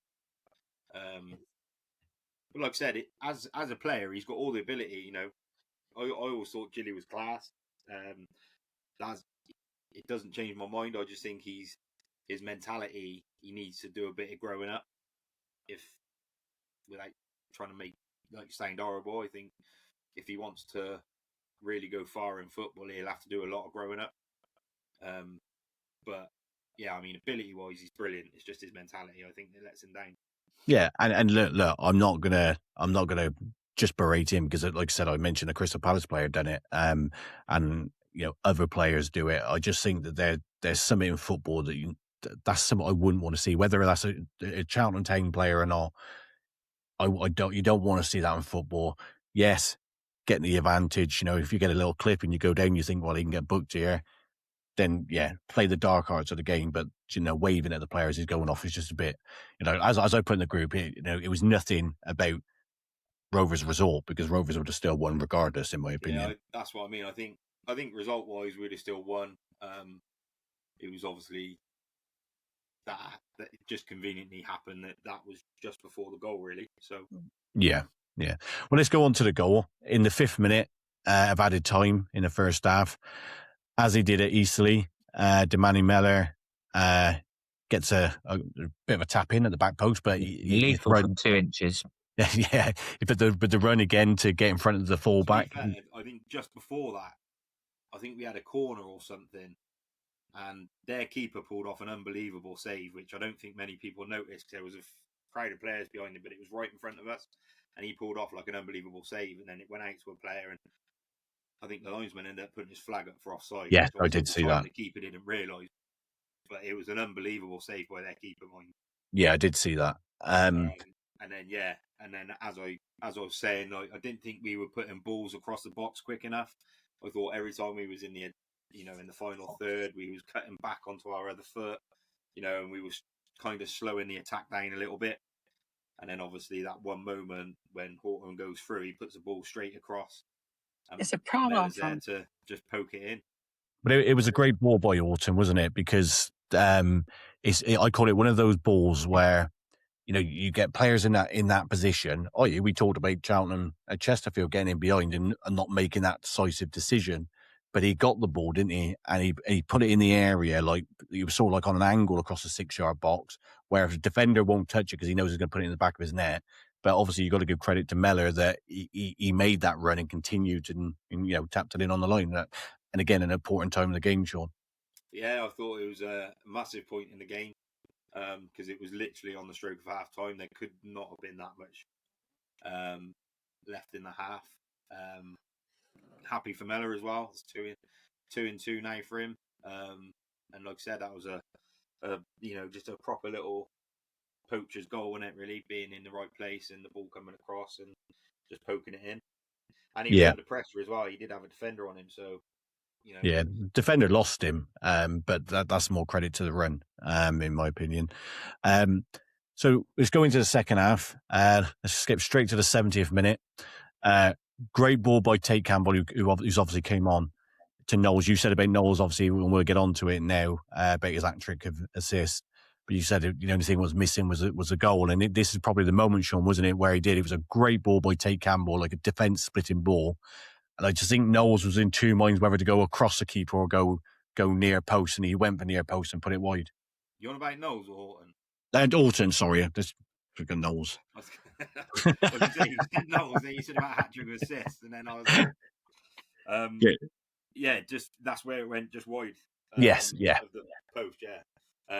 I mean, that was. At that point, he obviously hadn't had 3 assists, but that'd have been nice for him, like I said, to get the goal. But it's just how it goes sometimes. And but he did. From a Horton's perspective, you probably expect him to maybe do a little bit better, but it looked like he don't want to be too critical with the result and how he done. I'm not going to be horrible to him for that. I think he was caught in two minds. As it was like he was going to go across the goalkeeper and then sort of like thought I'll go near post, and obviously got it all wrong. But it didn't matter, Sean, because 3 minutes later, Rovers, in my opinion, put the game to bed. Set up by Horton again, and a nice finish by McAllister. I like this goal, and I don't like any Forest Green goal, but I like this goal. The ball was put into Horton, and there's just a little back heel, back to McAllister, and he rifles it in, doesn't he? Yeah, it was a really nice goal. Obviously, again, really smart by Nick Horton to, know where Macca is and to roll it back. And then McAllister, he's just been unbelievable for us. I've spoke to a fair few people since Saturday about him, and he's just an unbelievable player. Obviously, he's playing below his level. For me, he's easily a top end League 2, if not League 1 player. But he's just got the right mentality. We were talking about Gilly and his mentality. Then you look at Macca, and he is just your ultimate professional. And you can see his quality as well. When the ball comes to him, it's just his first touches and things like that. But I mean that finish, just rifling it into the top corner, it was it was just class, really. It was a great struggle, like I said. The old movement. If our goal was taken on to Monday Night Football, and you had Jamie Carragher there breaking it all down and they put it all in slow motion, I reckon it would look unbelievable because it would show the run by Orton.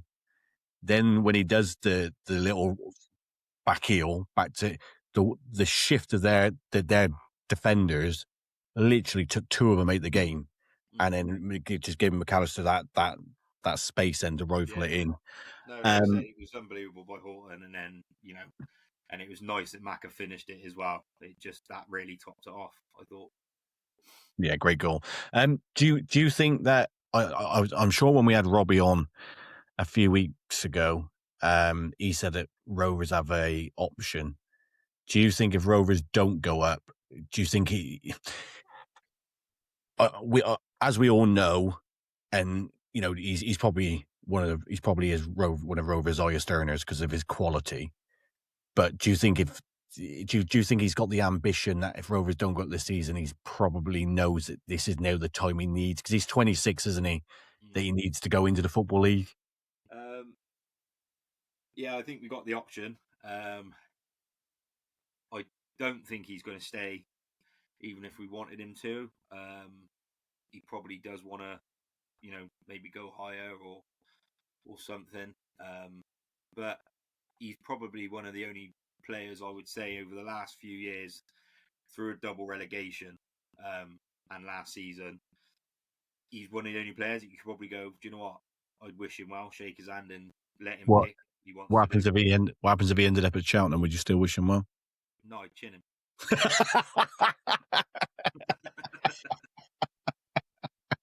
Exactly the answer I was looking for, Sean. but that also sounds like, I'm not putting words in your mouth for anything, but that also sounds like Robbie's probably had that conversation with him and gone, look, do the job, play to the end of the season, get us up, or get us to the final or whatever. You know what? I genuinely don't have I do not know anything. It's not come from anybody within the club. That is just my opinion. That I just think he will go. He's given us, a brilliant few years. He's just been the ultimate professional, and I just think that's why I would, I wouldn't blame anybody. With Macca's quality and his mentality and what he's done and how he's been, I just wouldn't blame anybody, for wishing him well. I genuinely would wish him well. I hope he stays. I genuinely hope he stays. I think he's just an unbelievable player.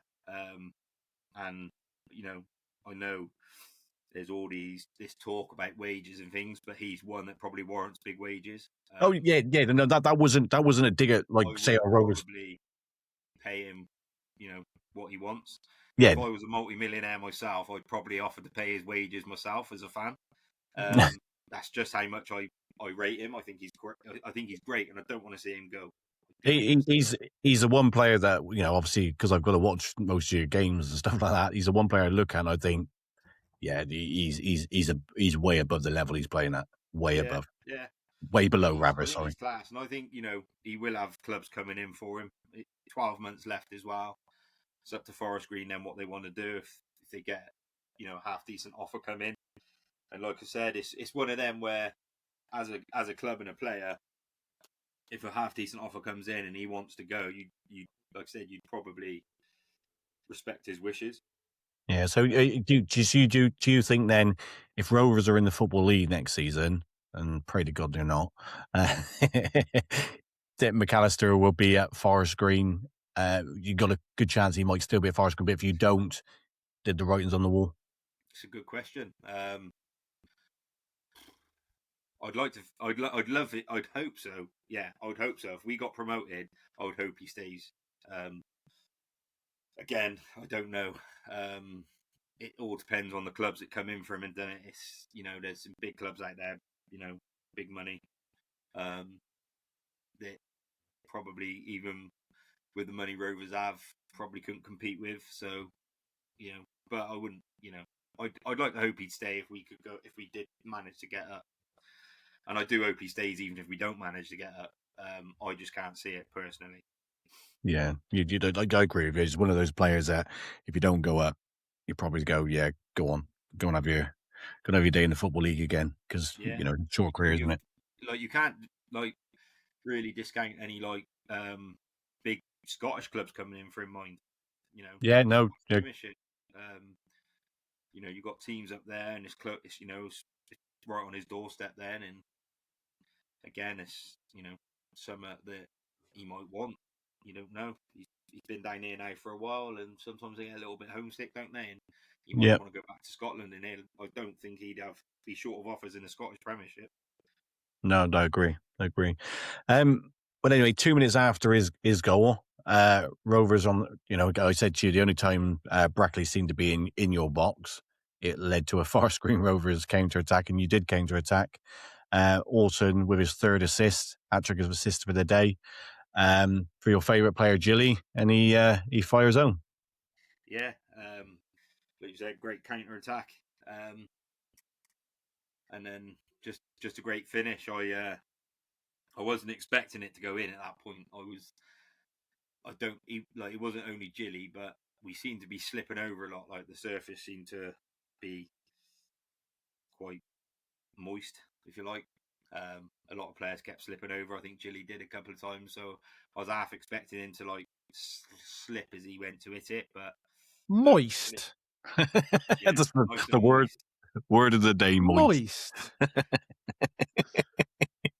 That's the strangest word I've ever heard describing a football pitch. Moist.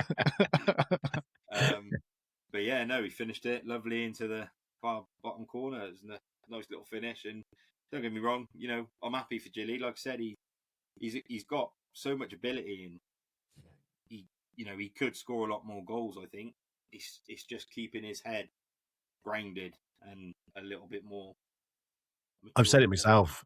I think he's learning. He's on loan from a championship club, and this is where they are there to learn, aren't they? So hopefully, you'd like to think that he might go back and he might have done some sort of growing up a little bit. But yeah, it was a great finish. Yeah, like you said, he's got all the ability, and I've said that.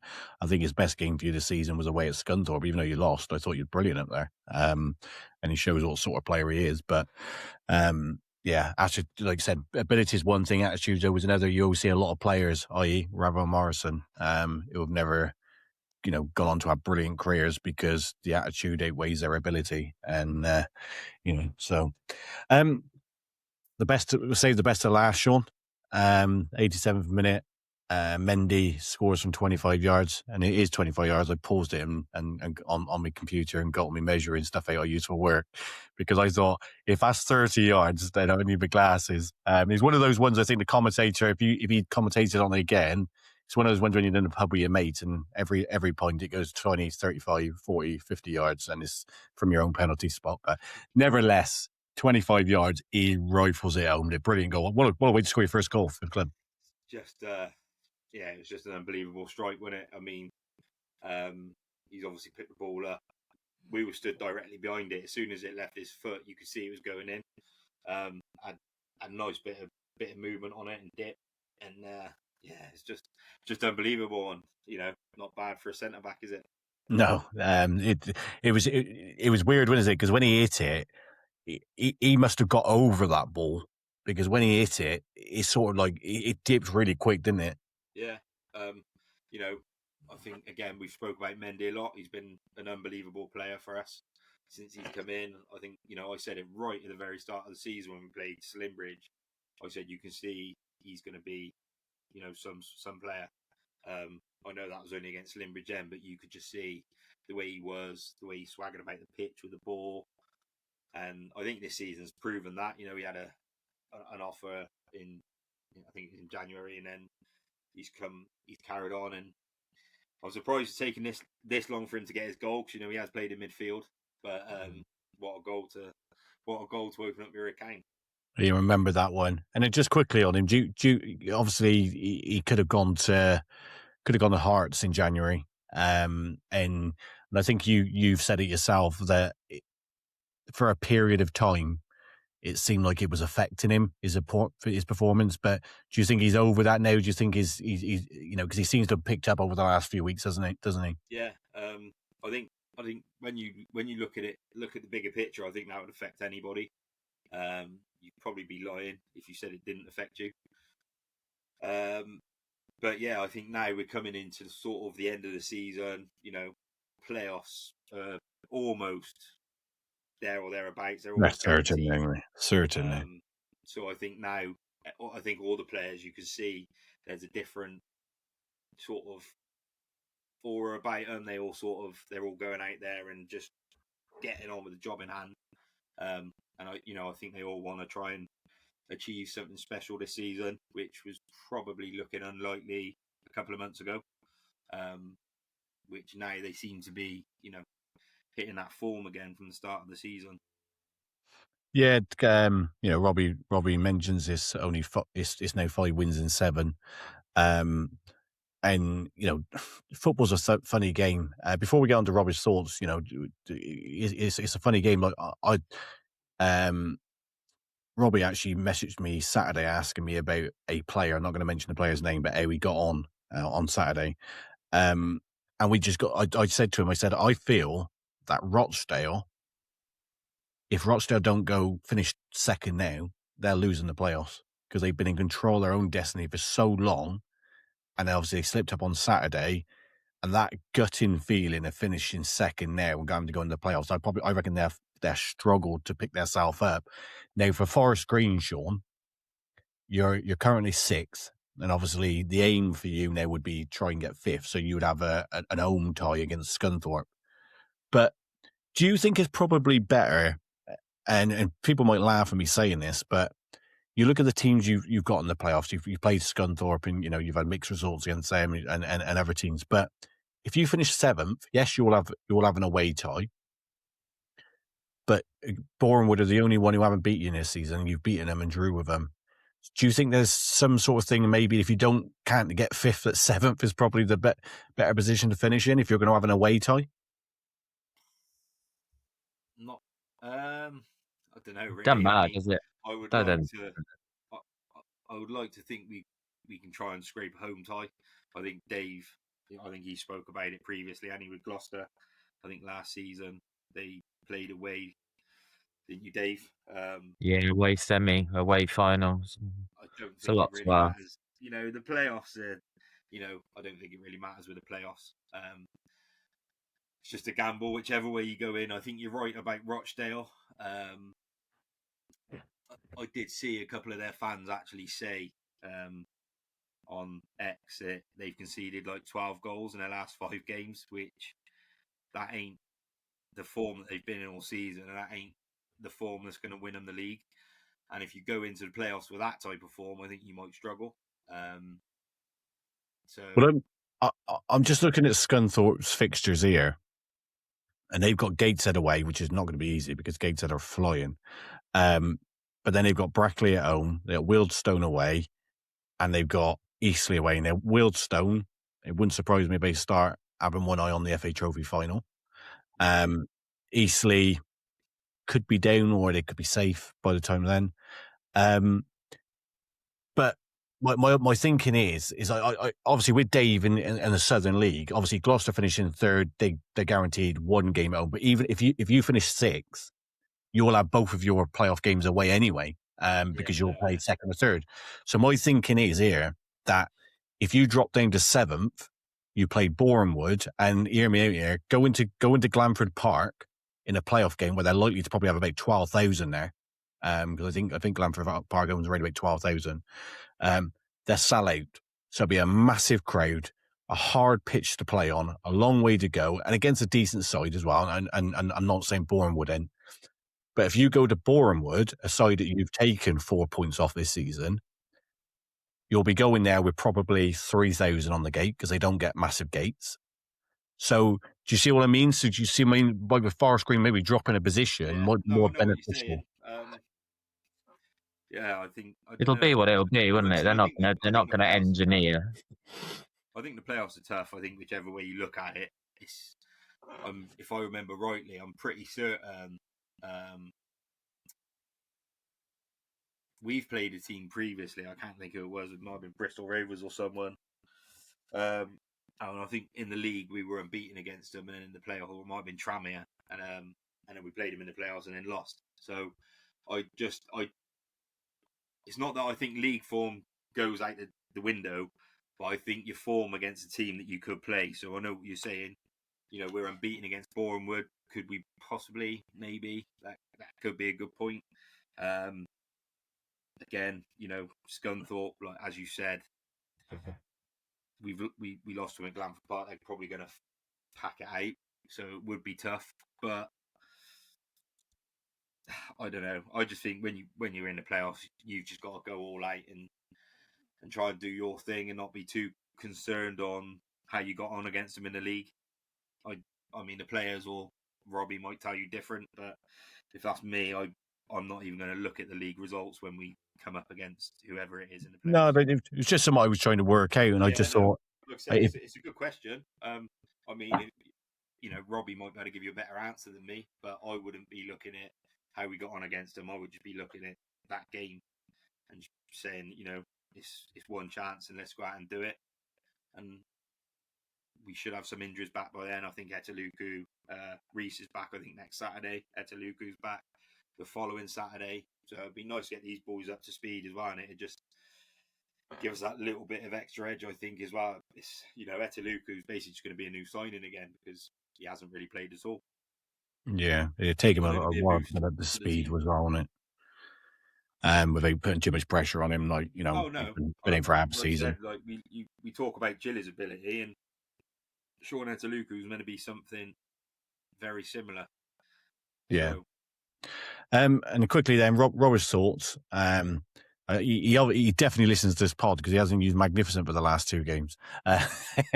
So he knows Dave always laughs when he says it, so I think he stopped saying it. But he did say worked all week on playing against a low block. And one thing I agree with Robbie here is it annoys me when I see other teams, and England being one of them.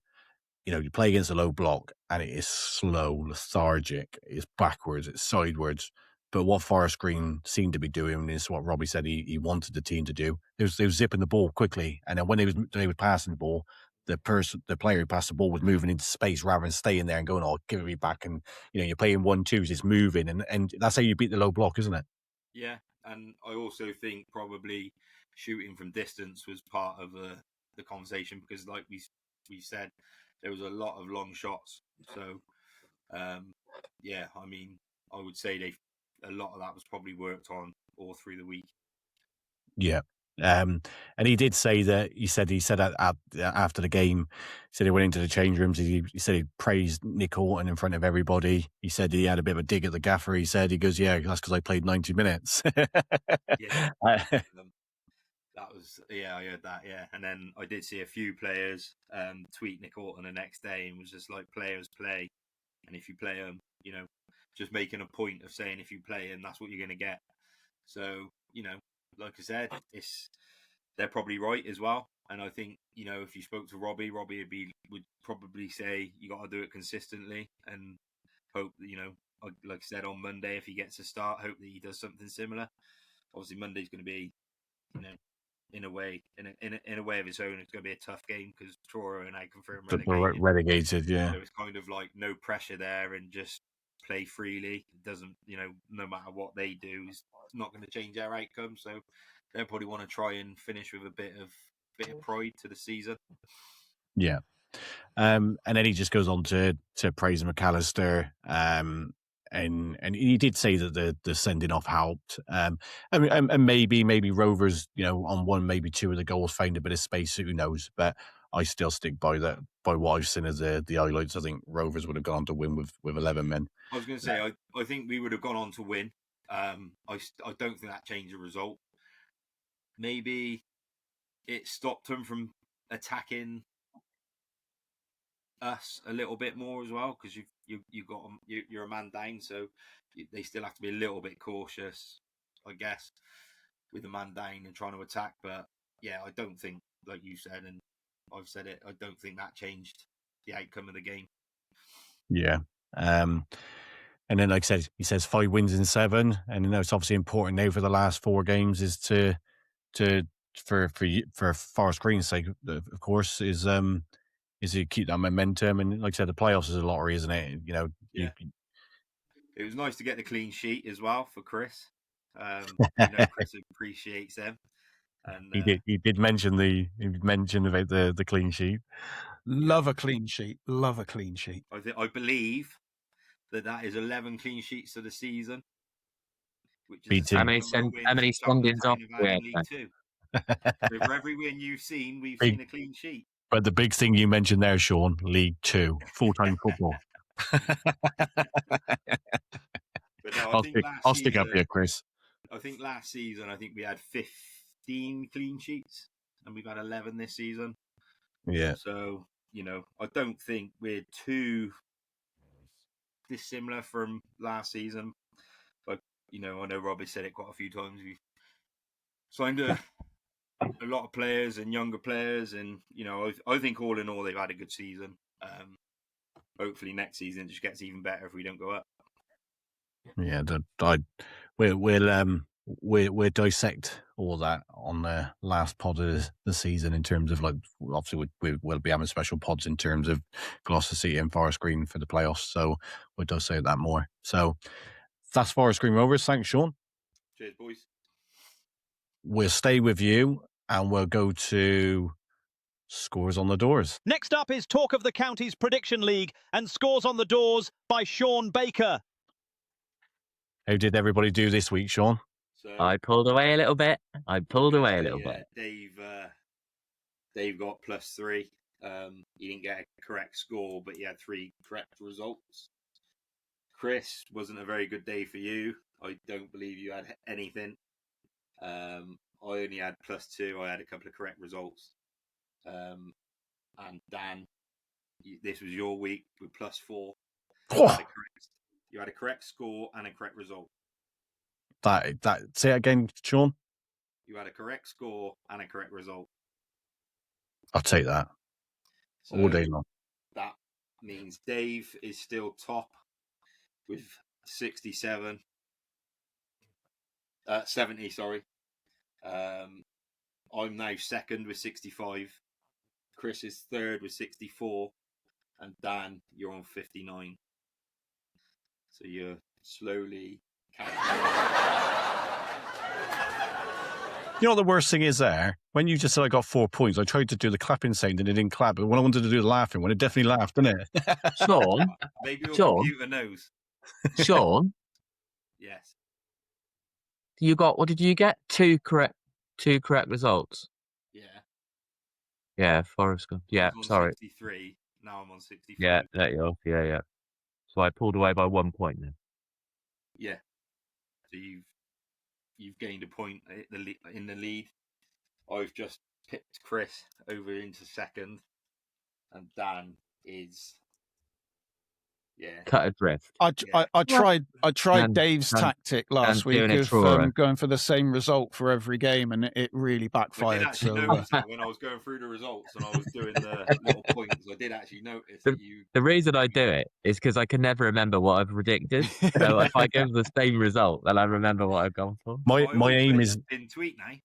My aim is now to get off the bottom of the table. So how far am I behind Chris? 4 points. 4 points. So those 4 points have helped a little bit. Really? 5 You're points. on 59, he's on 64. So I need a good week again this week, don't I? Let's go on to the games for this week. So starting with tomorrow's game, Cheltenham Town are home to Cambridge, another easy one. Head to head, there's been 21 games. Cheltenham have won 11. Cambridge have won 6. There's been 4 draws. Last time out was a 1-0 loss on the opening day at Cambridge. Cambridge obviously drew 1-1 Thursday night against Swindon. Absolutely battered over the daylight robbery at Swindon, got the equaliser, but if you don't beat Chad's away, you're open to that. And obviously Cheltenham lost 1 at Chesterfield. So Chris, your thoughts and predictions? 2-1 Cambridge. Dave? Yeah, I'm going to go 2-1 Cambridge as well. Why Sean's writing it down, I'm going to go and I'm going to stay positive and I'm going to go. There goes your chance of catching up. I'm going to go 1-1 because Charlton's record against Cambridge is actually really good. Like I said, 11 wins to their 6, and there's been 4 draws. So I'm going to. They are a decent side, mind. They are really good. I was really impressed. Charlton a win now. You'll wish you were more positive. Mate. But I've got to go a bit. I've got to go with heart rather than head. because I need to try and get some. Other way around, surely. My heart would always be Cheltenham never lose, so my head is we're going to lose, but my heart is so I'm going 1-1. Sean, I've gone 2-0. To Cheltenham. Wow, fair play, mate. Cambridge. I just think Cambridge, they're going for automatic, aren't they? And I just don't feel Cheltenham's got a lot to play for. So I think I'm not. We don't have to justify it, Sean. We don't care. We just want to they've just got more to play for. So I think they're just come out slightly on top. Yeah. I know Cheltenham's predominantly done quite well against the top sides, aren't they, at this thing? But I think at this end of the season, Cambridge might just have that little bit too much. That's what my head says, but my heart's saying different. Let's go on the Forest Green. They travel down to Truro. Sean, you're going down for the week. Having a holiday down there. There's been 3 head-to-head. Forest Green have won 1. Truro won none. There's been 2 draws. Last time out was a 1-1 in December. Our very own Cole Demons scored the goal for Truro. They was confirmed as relegated on Friday. Your scores and predictions, Sean?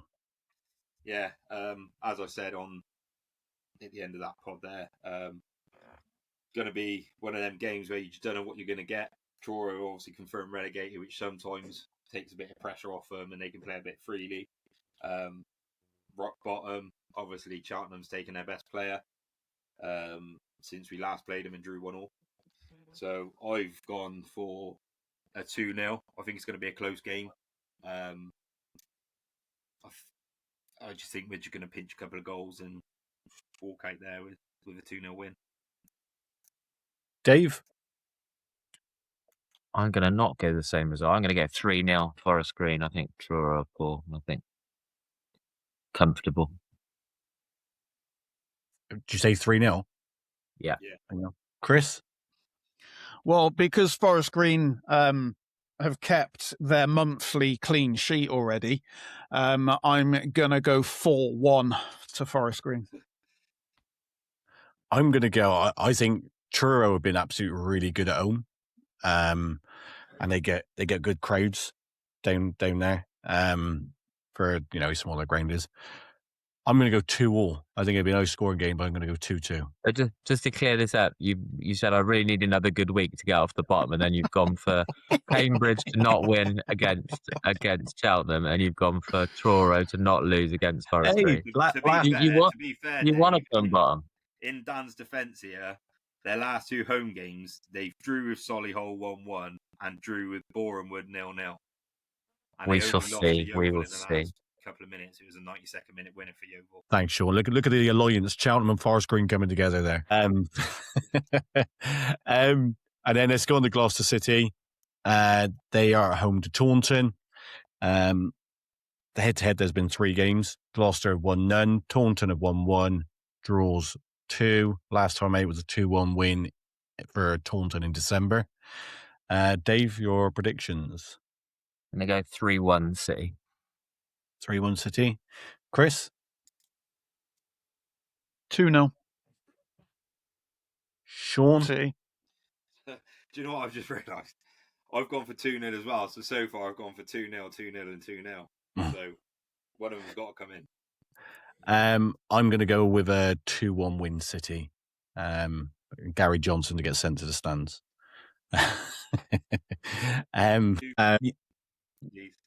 I'll start with Walsall then. Cheltenham away at Walsall. Got no head-to-heads because I'm not prepped because I just thought about Monday's game and not Saturday's.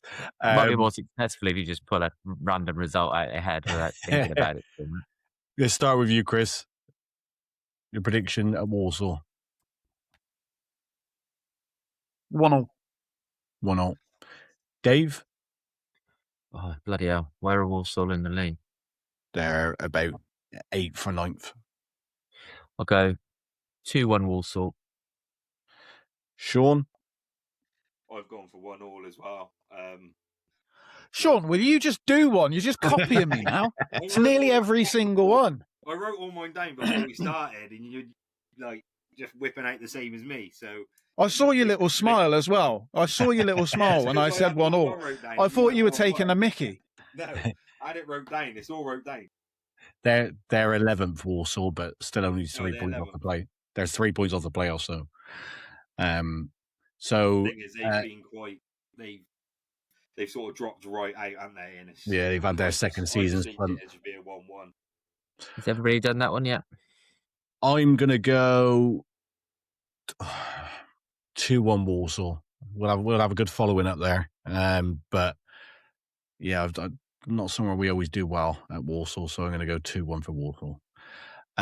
Forest Green are at home to. Yeah, so again, it's they're down their second bottom. You've got Truro bottom on Monday, then Braintree second bottom on Saturday. What could possibly go wrong? Yeah, exactly. Predominantly, we don't do that well against them sort of sides. So, what more is there to say? I've gone for a 3-1 Forest Green. Dave? 2-1 Forest Green. Chris? 2-0 Forest Green. And I'm going to go with a 3-1 Forest Green. I think 3-1 as well. And then Gloucester are away to Dorchester, do you say? Yeah. Dave, your predictions? I'm going to go 2-1 City. Chris? Where are Dorchester? Second bottom. Top of the relegation, I think. Third from bottom. 2-0 Gloucester. Sean? I've gone 3-1 Gloucester. You say 2-1 or 2-0, Chris? No. I'm going to go. Gloucester are pretty good at keeping clean sheets, so yeah. When we got defend. Not very good at keeping men on the pitch, though. I'm going to go 3-0 Gloucester. Right, that is a good place to leave it, guys. As always, thanks, Dave. Can I just show everyone this piece of a shirt that I pulled out the wardrobe in? Somebody's been scribbling on it. The kids got hold of it. That's Sean's pod notes on there. This was a shirt that Forest Green were wearing when I first started following Forest Green. That was when people used to like Forest Green, Sean. Once I lose a bit of timber, I'll fit back into it. You need to give up on those cakes you were showing off on Saturday.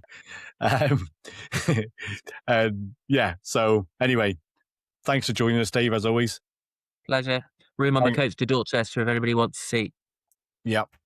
And Sean, thanks for joining us. Enjoy your week in Truro. Cheers, guys. Chris, thanks for joining us. I'll see you at Walsall. Yep, I'll see you there, my friend. Follow us, as always, on Instagram, Facebook, YouTube, X, and TikTok. On a weekend where the Robins were put to the spire, our Rovers on the mend, and City are not far from Farnham, but are out of the pool and in charge of third. See you next time.